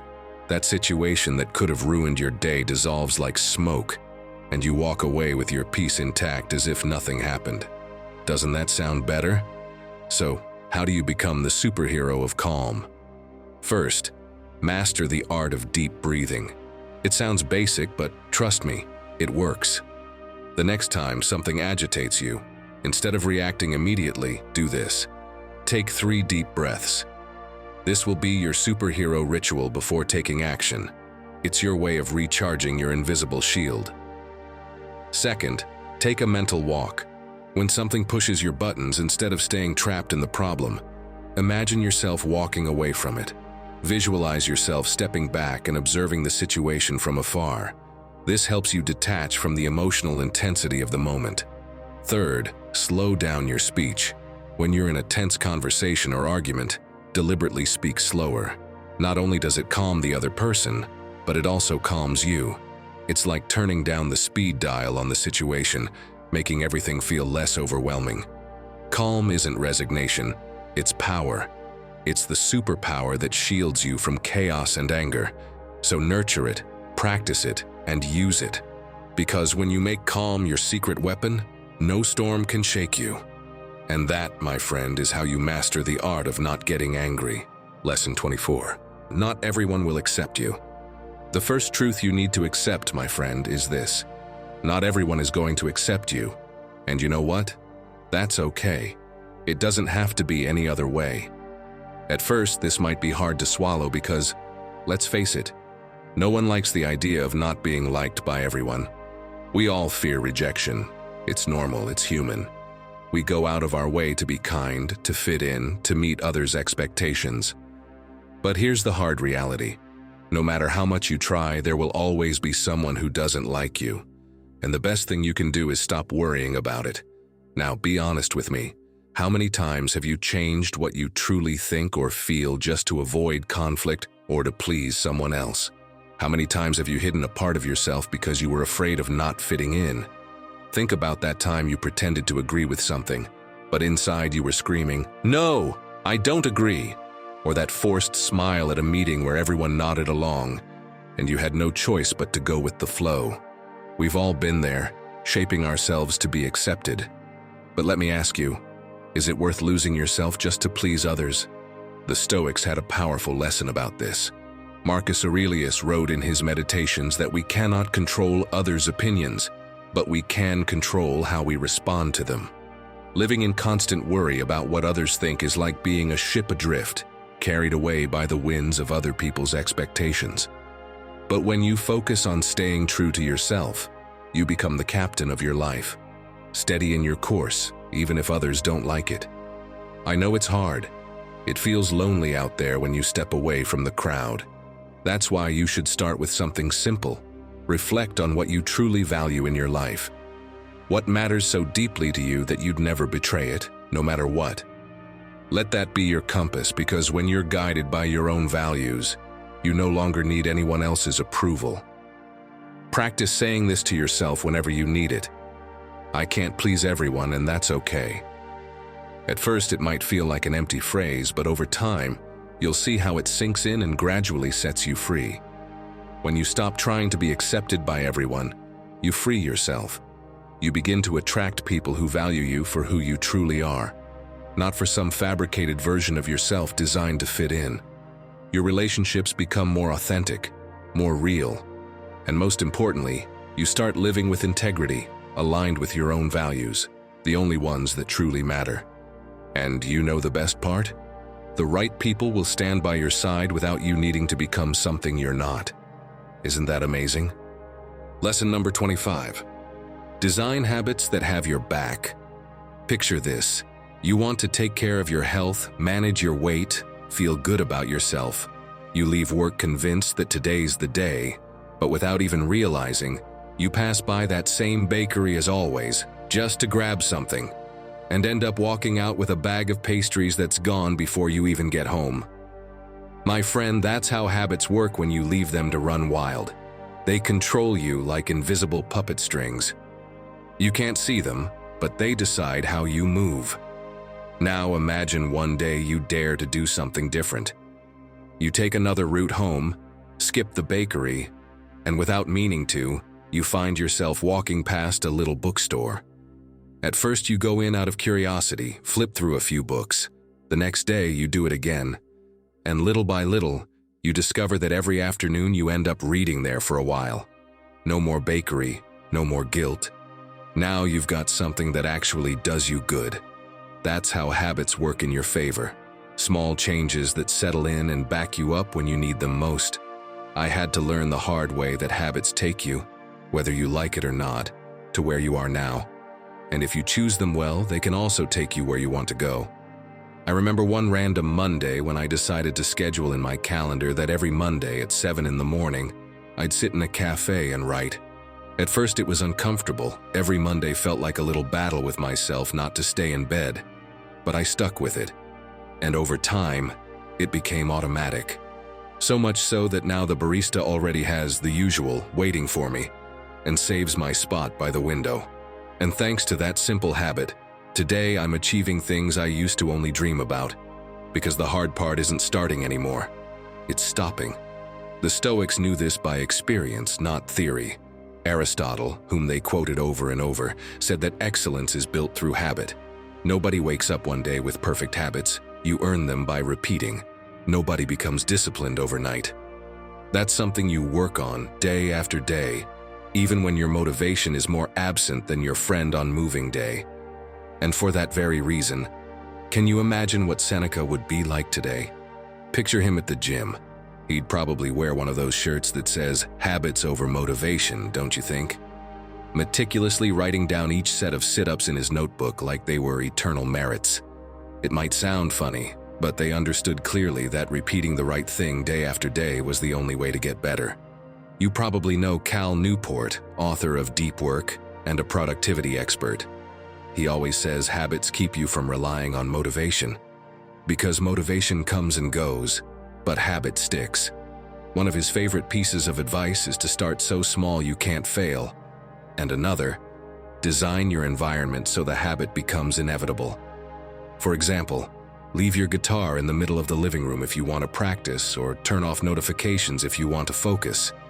So, are you ready to let your habits fight for you when you're weak? First, pick a habit so easy you can't fail. Something minimal, like drinking a glass of water when you wake up, or doing 10 squats before putting on your shoes. The idea is to make it so simple you have no excuse not to do it. Next, tie that habit to another one you already do without thinking. For example, while waiting for the water to boil for tea, do 20 push-ups or stretch your arms and back. You don't need more time, just a little creativity. And finally, leave visible reminders in your environment. Put a book on your pillow to read before bed, or leave your sneakers by the door so you'll go out for a walk without thinking about it. That way, your surroundings push you in the right direction, even when you don't have the strength. You are what you repeat every day. Let your habits speak well of you when you can't, because every small gesture you make today is a better version of yourself being built, step by step. Lesson 26. Don't act on your first impulse. Remember when we talked about pausing and taking a breath before reacting? Well, now you'll see why that's so crucial. Let's be honest, we've all been there. Someone says something that irritates you, and before your brain even has time to process it, you've already responded. It's like you're a volcano, one small trigger and suddenly you're erupting. And then, within 5 seconds, regret sets in, and the fallout lingers, making everyone around uncomfortable. Picture this. You're in a work meeting, presenting an idea you've spent weeks refining. Suddenly someone comments, "We've tried that before. It didn't work." Without even thinking, you blurt out, "Yeah, because you didn't do it right." Boom. The room goes silent, everyone stares, and the air feels heavy. The result? You're left thinking, why didn't I just keep my mouth shut? Here's the thing. This doesn't just happen to you. It happens to all of us. Acting on your first impulse almost always leads to regret. Seneca understood this well. He said, "The best remedy for anger is delay." What did he mean by that? Anger, like fire, needs time to burn out. If you act while it's blazing, you'll only fuel the flames. But if you wait, if you take a moment to calm down, everything becomes clearer. Seneca had a strategy. When something upset him, he didn't respond immediately. He reflected. He asked himself, why does this bother me? Is it really as serious as I think? By giving himself that space, he avoided reacting impulsively, because he knew that staying calm isn't just a sign of self-control, it's a sign of wisdom. Now imagine this. You've just received a passive-aggressive text, something like, "Wow, I guess you're too busy with your important life to remember me." You read it, and the anger starts bubbling up. Your fingers are already typing something like, "Well, yeah, I have a life, got a problem with that." But wait. Before you fire off a response you'll regret, try this. First, use the zoom out technique. Picture the scene from above, as if you were a drone watching yourself. You see yourself holding your phone, upset over the text. From that perspective, ask yourself, what's the point of responding out of anger? How would I look if I did? That shift in perspective helps you calm down and gain distance. Next, count backward like a spy. Pretend the text is part of a secret mission. Put the phone down and mentally count backward. 10, 9, 8. But do it as if you're decoding an important message. Respond now, no, not yet. You become the agent in control, carefully planning your next move. By the time you finish counting, you'll realize something crucial. Sometimes the best response is no response at all. And if you still need a bit more time to settle, try the 5-object challenge. Look around and identify 5 specific things. For example, a pen on the table, a painting on the wall, a red cushion, a coffee mug, a lamp. This exercise shifts your focus away from the immediate emotion and onto something neutral and harmless. With these 3 tools, my friend, nothing has the power to shatter your calm. You choose not to react impulsively, saving yourself from unnecessary conflicts and strengthening your emotional control. Because, in the end, The true art of not getting angry begins in that tiny moment when you decide not to act on your first impulse. Lesson 27. Change is inevitable. What do you do when life takes an unexpected turn? Maybe it's a change you didn't ask for, something that completely throws you off balance. In those moments, do you cling to what was, or do you embrace what's coming? Here's the truth you need to accept. Change is inevitable. And the more you resist it, the harder it will be to move forward. A study conducted by Stanford University exposed participants to simulated scenarios of change, such as losing a job or moving to a new city. The researchers analyzed how different people dealt with these situations. The results? Some saw these changes as threats or disasters, while others viewed them as opportunities for a better life. And guess who handled it better? Of course, those who saw change as a chance to grow. Not only did they adapt more easily, but they also experienced less anxiety and reported greater emotional well-being and satisfaction with their decisions. Change, my friend, is like a river. It's always moving, never staying the same. If you try to stop it, you'll end up exhausted and frustrated. But if you choose to flow with it, you can discover new currents, unexpected landscapes, even places you never imagined. Do you remember Bruce Lee? He summed it up brilliantly. Be like water, he said. Adapt to the shape of your container. Empty your mind, be formless. If you put water in a cup, it becomes the cup. If you put it in a bottle, it becomes the bottle. Inspiring, isn't it? It's a reminder that embracing change doesn't mean giving up. It means learning to adapt and transform with your circumstances. Now, tell me, how many times have you resisted change out of fear? Maybe you turned down an opportunity because it meant stepping out of your comfort zone. Or maybe you held on to a relationship, a job, or a place that no longer made you happy, simply because it felt familiar. And what did that resistance give you? Spoiler, nothing but frustration and the weight of what could have been. The Stoics understood that change isn't something we can control, but it is something we can accept. Marcus Aurelius wrote, "Whatever happens, happens as it should, and if you observe carefully, you will find this to be so." This perspective doesn't just encourage us to accept change, it invites us to look for its purpose, to uncover the lessons that allow us to grow. Remember, change isn't the enemy. It's the process that allows us to evolve. Every transformation, no matter how uncomfortable, is a new page in the book of your life. Consider the word crisis. You might think it's a negative term, but do you know its origin? It comes from chrysalis, and a chrysalis is metamorphosis, it's transformation, it's growth. Think about it. If you look back on your life, it's not the things that stayed the same that define you. It's the changes you embraced and how you let them shape you. So, are you ready to flow like water? Because change, inevitable as it is, can be the greatest gift of your life if you choose to accept it. Lesson 28. Down the pointing finger. Imagine walking through life with a giant foam finger, like the ones people wave at sports games. But instead of cheering for your team, you're using it to point at everyone around you. Look at how terrible that driver is. My coworker is such a mess. And this line, doesn't anyone have anything better to do? It's as if you're a chaos detective, hunting for mistakes everywhere you go. And do you know what happens? That giant finger might seem harmless, but the more you use it, the heavier it gets. Because while you're pointing, criticizing, and getting angry, everyone else goes on with their lives. But you're left carrying all that irritation like you've spent the day picking up rocks to stuff into an invisible backpack. Constantly pointing out others' mistakes doesn't just drain you emotionally. It turns you into some kind of self-appointed judge of the universe. And believe me, there's no heavier burden than that. You spend your day frowning, scanning for the next flaw, the next guilty party. Meanwhile, who's looking after you? Who's focusing on what truly matters in your life? Spoiler, no one, because you're too busy looking outward instead of inward. Seneca said it best, it's not events that disturb people, but their judgments about them. See the key here? It's not what happens, it's how you choose to interpret it.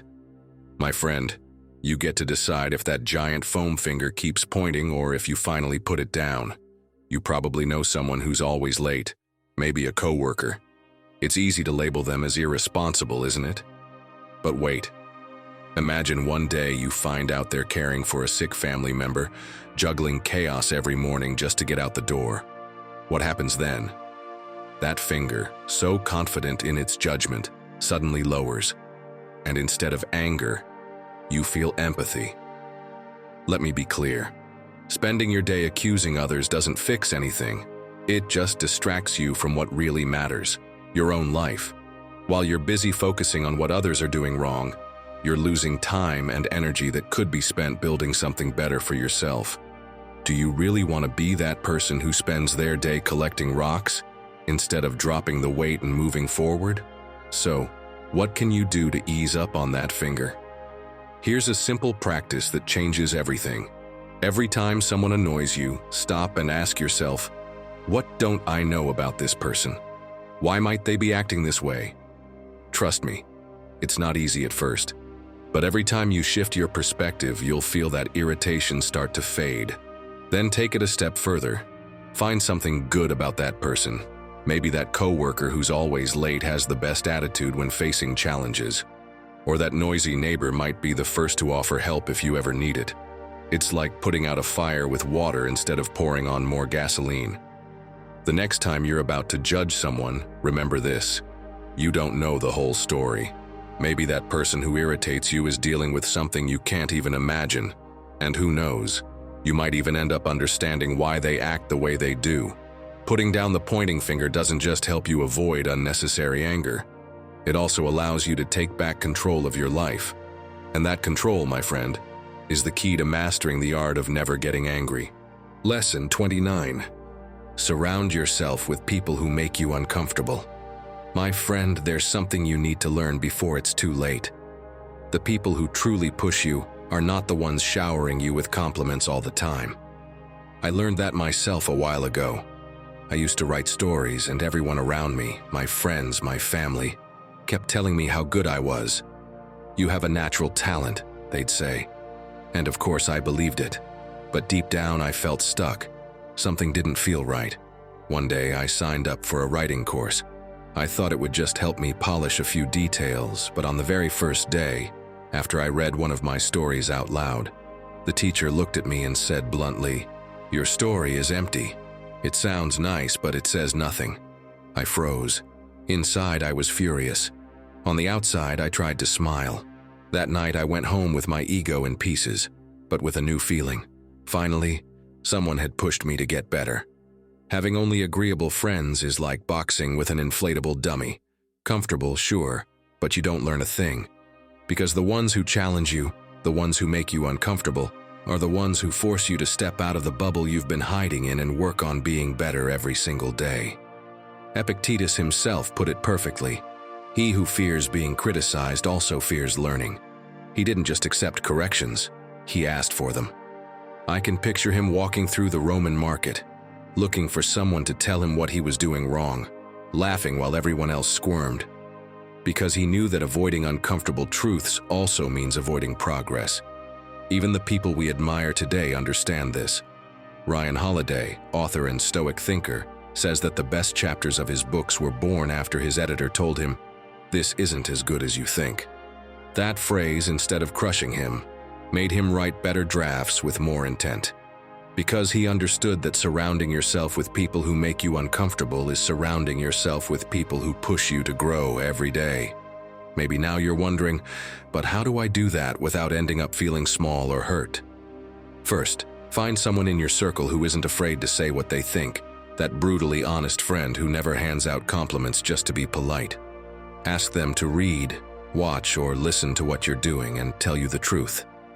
And no matter how hard it is, don't defend yourself right away. Next, when you get criticism, take a breath and write it down somewhere. Save it, and once your head has cooled, read it again. What feels like an attack at first is often a valuable clue for improvement. And finally, look for new places where no one knows you. Sign up for a workshop, a class, a club where no one has any expectations of you, where no one claps out of habit. It's there, where no one owes you anything, that you learn the most. If you join those who aren't afraid to tell you the truth, sooner or later you'll stop being afraid of it yourself, because surrounding yourself with people who want to get better forces you to get better alongside them. So, my friend, are you going to stay with the ones who stroke your ego, or with the ones who push you forward? And now that you know it all starts by daring to move, I'll leave you with the last Stoic secret. It might not be the most comfortable, but it's the most necessary. Because in the end, everything you do, share, don't do, comes down to those small steps you take each day. And this last one, my friend, is the one that gives meaning to all the others. Lesson 30. Lower your expectations, raise your peace. My friend, let's reflect for a moment. What happens when you expect something or someone to be perfect, and it doesn't work out? Have you ever pinned all your hopes on something only for it to fall short? Picture this. You've been dreaming all week about ordering your favorite pizza. You know the one, with that perfect cheese and the exact toppings you love. The big day finally comes. You place your order with excitement, and when you open the box, it's the wrong pizza. On top of that, it's cold. You feel the anger boiling inside. You've been looking forward to this moment for days, and now your evening is ruined. But here's the thing, what's the point of getting angry? Will your frustration heat up the pizza, or magically fix the toppings? Spoiler, it won't. This is where your expectations betrayed you. The truth is, our frustrations often stem from setting our expectations too high. It's like trying to jump and touch a cloud. No matter how hard you try, it's always out of reach. Let's be clear, most of our frustrations come from expecting too much, and that robs us of our peace. Marcus Aurelius understood this well. He wrote, "Today I shall meet ungrateful, deceitful, and selfish people. This happens because they do not know what is good or evil." What can you learn from this? That often the problem isn't what others do, it's what you expect them to do. Unrealistic expectations don't just disappoint you, they pull you further away from your inner peace. Is it really worth it? Now imagine this scenario. It's your birthday and you've planned a hiking trip with friends. You've done everything perfectly, prepared the food, mapped out the route, even created a playlist you know they'll love. But the day comes and no one shows up on time. Some send last-minute excuses, while others don't even bother. You feel angry, disappointed, and think, how could they not appreciate everything I did? But what if the problem isn't them? It's what you expected. If you adjust your expectations, you can see it from a different perspective. Maybe the day didn't go as planned, but you can still enjoy the nature, the solitude, and the meal you prepared with so much care. Now, don't misunderstand me. This doesn't mean you should settle for everything. What's the takeaway here? That perfection doesn't exist. Not in people, not in situations. And the sooner you lower your expectations, the less you'll find yourself getting angry.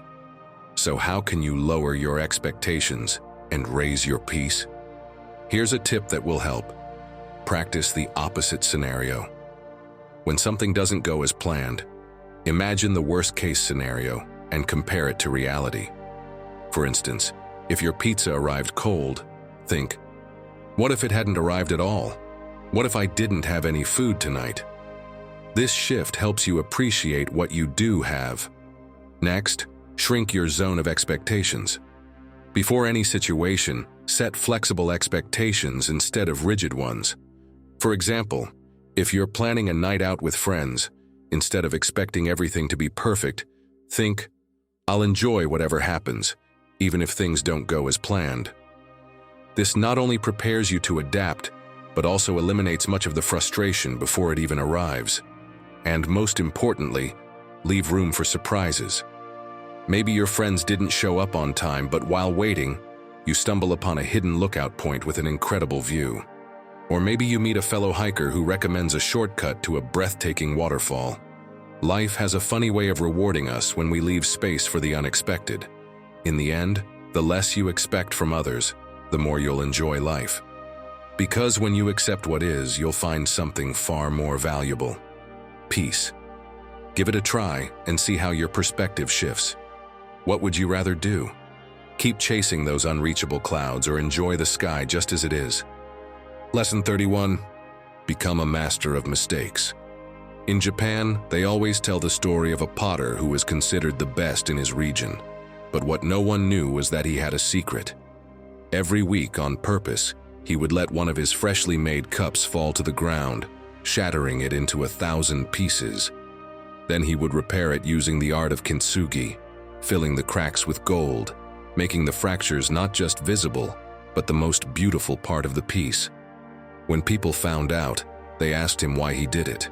He smiled and said, "Only someone who knows how to mend what's broken can say he truly understands his craft." Because right there, in those cracks, was the secret of how he became a master, improving every day, piece by piece. My friend, mistakes are your cracks. At first they hurt. They feel like a defeat. But if you learn to look at them properly, with patience and without shame, you discover that's where the gold is. Marcus Aurelius put it plainly: the harm doesn't come from what happens to you, but from your opinion about it. Because the mistake itself doesn't define you. What defines you is what you decide to do with it. And don't think this is just cheap consolation.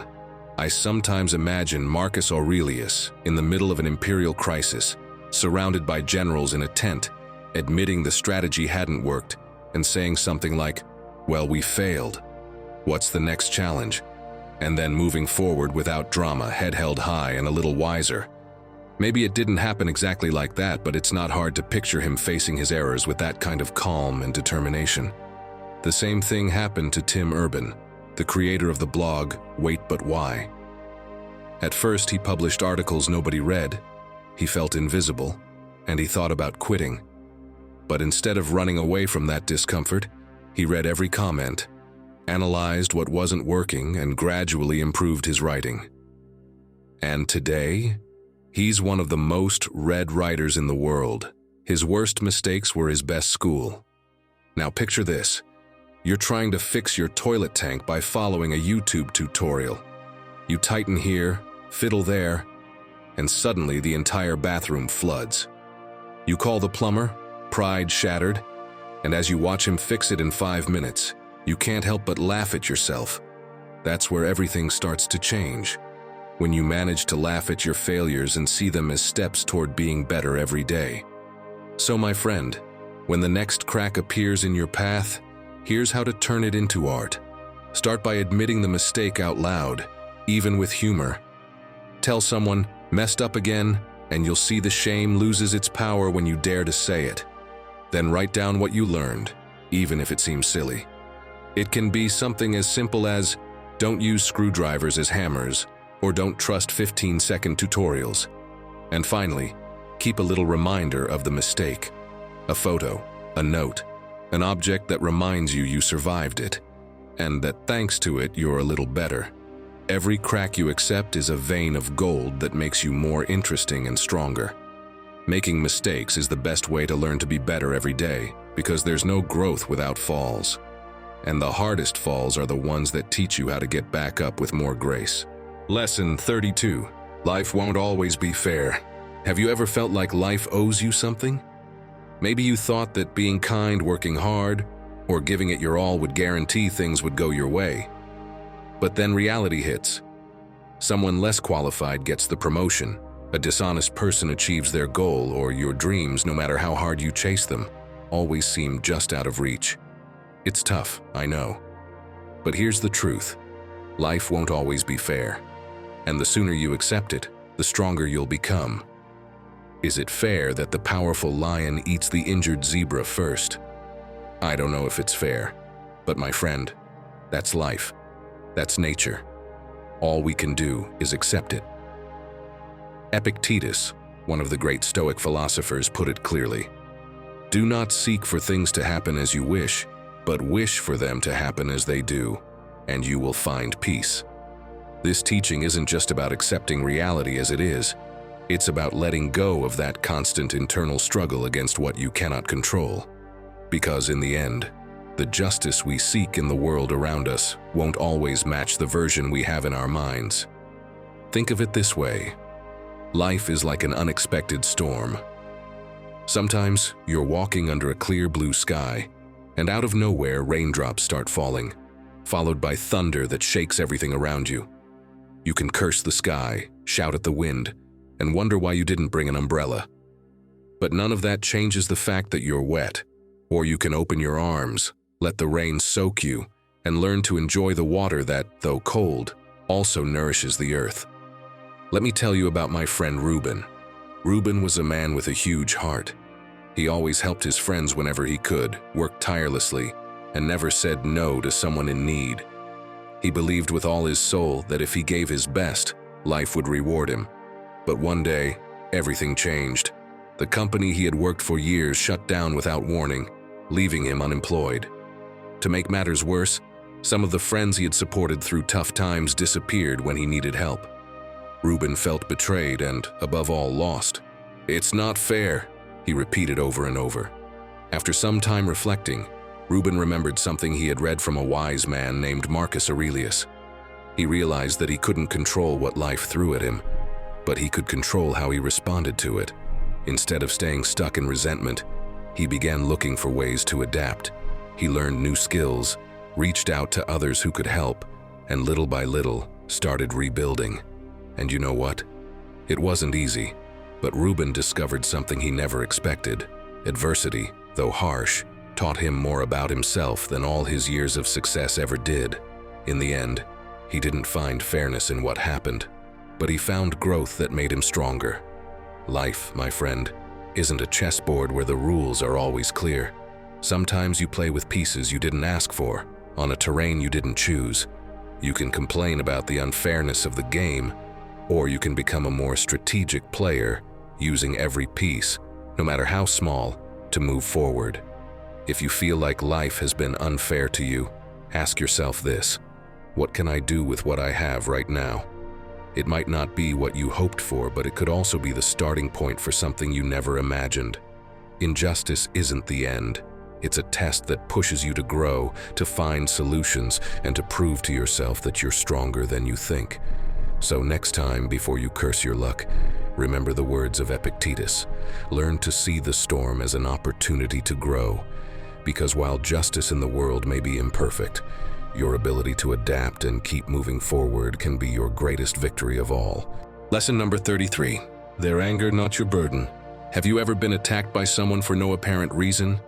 A sarcastic comment, an unnecessary critique, or even a look of disdain? The worst part is how it makes you feel. First, there's a spark of discomfort. Then a flame begins to grow. And before you know it, that anger consumes you. You spend the rest of the day replaying it in your head. Why did they say that? What did I do to deserve it? It's as if they pressed a button that unleashed all your frustration. But listen, let me ask you something. Have you ever considered that their attack, their anger, has nothing to do with you? Here's the secret.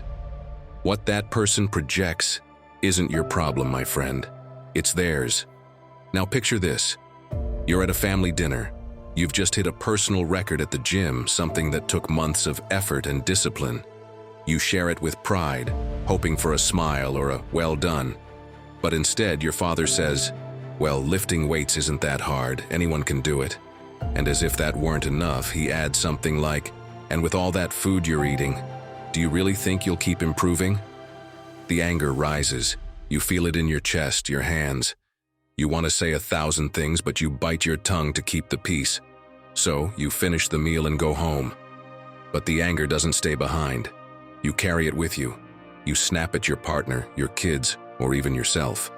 You can't let it go, but listen. What if you stop for a moment? What if you realize their anger isn't your burden? Maybe your father doesn't feel capable enough. Maybe he sees in you what he never achieved for himself. Or maybe he doesn't know how to express pride and, instead, projects his own insecurities. And this is backed by science. A psychological study from the University of California found that when someone acts aggressively or tries to humiliate you, they're often projecting their own internal conflicts. People who aren't at peace with themselves tend to look for flaws in others to compensate for their own insecurities. And if you think about it, isn't it a little sad to live that way? Imagine being someone who needs to dim others' lights just to feel a little less small. So what can you do the next time someone attacks you to avoid getting angry? Pause for a second and ask yourself, what's going on inside this person that's making them act this way? That moment of reflection won't just give you perspective, it'll also protect you. Because believe me, their anger isn't yours. You don't have to carry it. Then do something else. Think of 2 things about yourself that make you smile. Maybe it's your willpower. Maybe it's something as simple as achieving a goal that seemed impossible a year ago. Remind yourself that you don't need anyone's approval to know your worth. As Marcus Aurelius said, when you arise in the morning, think of what a privilege it is to be alive, to think, to enjoy, to love. When we look beyond our emotions, we realize that what others say or do doesn't have to define us. Hurtful words or attacks from others are merely a reflection of their internal state, not yours. My friend, what others throw at you doesn't have to stay with you. Imagine they're handing you a package full of garbage. You get to decide. You can pick it up and carry it with you all day, or you can let it fall and keep walking. Make yourself this promise: I won't carry anyone else's emotional garbage. Because learning this is essential to mastering the art of never getting angry. Lesson 34. Move forward with giant steps. In a hidden valley where the sun barely peeked over the mountains, there lived a monk known for his strange habit. Every morning, while the village was still asleep, he would walk down to the beach with an empty bag and come back at dusk, his back hunched and his bag full of tiny stones. People watched him with curiosity, even mockery. "What does he think he's building? Collecting little pebbles," they whispered. But he just smiled. For years, his routine never changed. A slow walk to the shore, one stone at a time, a silent return. Weeks went by, then months, then decades, and it was only 50 years later, when his hands trembled and his hair was completely white, that his work revealed itself on the hill. A temple sculpted from those stones, beautiful, solid, and serene, that became the pride of the valley. Only then did the people understand that every small gesture, if repeated, can build something impossible to ignore. My friend, that story is not so different from yours. We all want to change overnight, do something big, feel like life turns around in a week. But the truth is, those who move forward with giant steps are the ones who, in the end, achieve what everyone else only dreams about. Picture this. You want to reorganize your home because you know the space you live in affects you. A clean environment helps you think clearer and feel more energized. But you open the door to that room full of boxes, clothes, cables, papers, and it feels impossible. You tell yourself you don't have time, that you can't right now, that maybe another day. You close the door and carry on the same. But what if instead of looking at everything all at once, you just look at one drawer? What happens if today you throw out what's useless, fold what's worth keeping, and just breathe?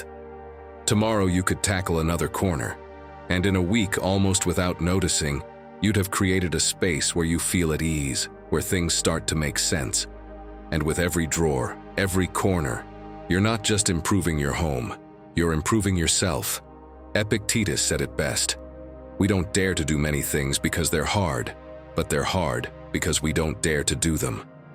We freeze, staring at the mountain peak, imagining how far it is, without realizing that you reach it one step at a time.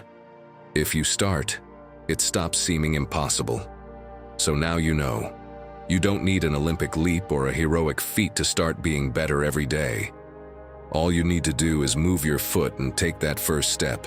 And to make sure it doesn't stay just words, here's how you can start taking those giant steps. Start with a task so small you can't say no to it. Something that takes no more than 2 minutes and improves your environment, even if it seems silly. You can throw out those lonely socks that have been sitting in your drawer for years, dust off a corner, delete useless emails from your inbox. When you're done, don't say anything, just notice how you feel. Also, try spending a minute a day writing down something you accomplished. If today you cleared your desk and put all the papers away, write it down.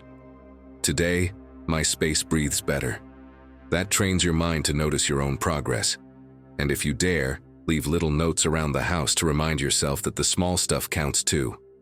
A well played on the fridge, a one more step on the mirror, a you already started stuck to your computer. Trust me, they work more than you think.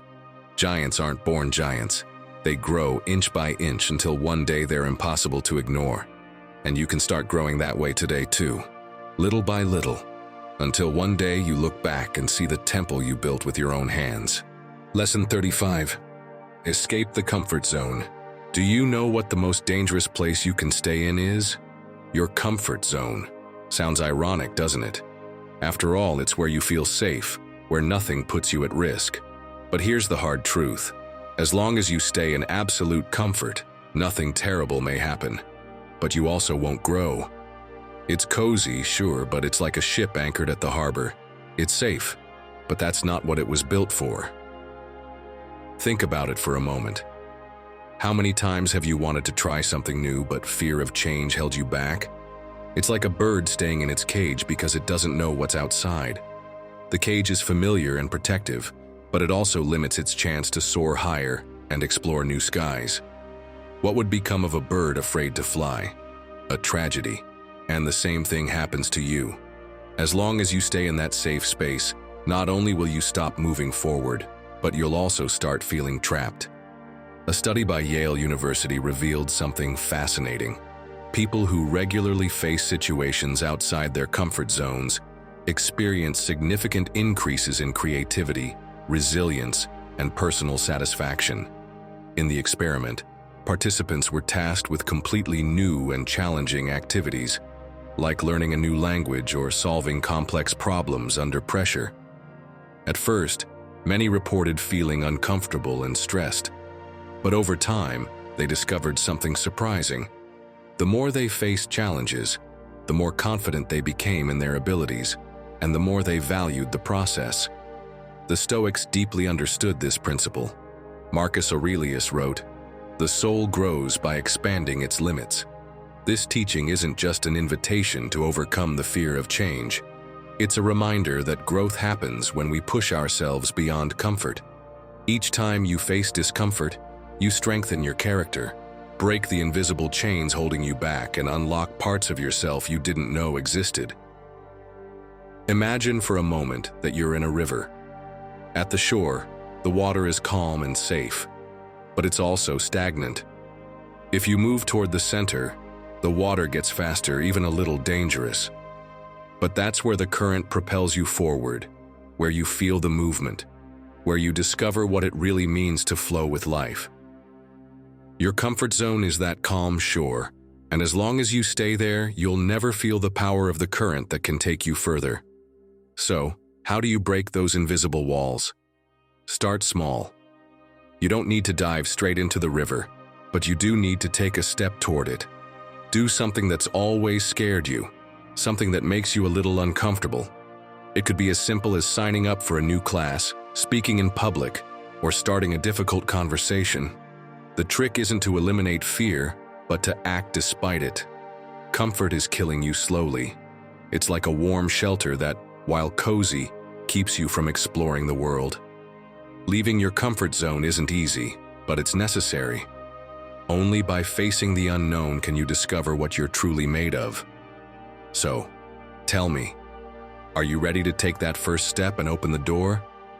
If your answer is yes, stay with me just a little longer, because now I'll share the ultimate truth you need to accept to move forward. Lesson 36. Happiness is a choice. Let me share a secret with you, one that can completely change the way you see your life. Here it is. Happiness isn't something random. It's not luck. It's a choice. What do you think about that idea? Does it sound strange? Too good to be true? This isn't just another feel-good phrase you'd find on the cover of a school planner. It goes much deeper than that. Marcus Aurelius wrote in his Meditations, "The happiness of your life depends on the quality of your thoughts." And he was absolutely right. This isn't about denying problems or living in a bubble of fake optimism. It's about training your mind to focus, to find the good even in the middle of challenges, and to consciously choose where you place your attention. Let me put it another way. Imagine happiness as a compass. Each day, you have the power to decide where it points. If you leave it to chance, it will spin aimlessly, drifting in every direction. But if you take control, you can direct it toward what truly matters, even when the path ahead isn't easy. That compass, my friend, is in your hands. But to use it, you need to be honest with yourself about your life and where you want to go. The problem is, accepting this truth is scary. It's much easier to believe that our happiness depends on circumstances, other people, or external events. Why? Because it takes the weight of responsibility off our shoulders. If we're not responsible, then we're not to blame if things don't go well, right? But here's the hard reality. As long as you let others control your compass, you'll never own your happiness. You'll live at the mercy of what happens around you, powerless to take control. Taking responsibility for your happiness isn't easy, but it's the only path to true freedom. Responsibility isn't a burden, it's a superpower. Let me ask you something. Have you ever felt like you were waiting for someone or something to make you happy? Maybe you thought a promotion, a relationship, or a magical vacation would fix everything. But when it finally arrived, did it really change anything? Maybe it brought a moment of joy, but then what? Everything goes back to the same place. Do you know why? Because deep down, it was never about those things. It was always about how you choose to live each day. For the Stoics, happiness didn't depend on what happened around them. It came from how they chose to respond. Epictetus put it clearly. Happiness and freedom begin with a clear understanding of one principle. Some things are within our control and some are not. And what's always within our control is how we choose to think and act. So how can you choose happiness in your daily life? Here's what I do. I take responsibility. I don't look for excuses or blame others, and I always ask myself, what can I do to change this? I also set priorities. When I feel my internal compass losing direction, I ask myself, does this really matter for my happiness? Or is it just noise distracting me?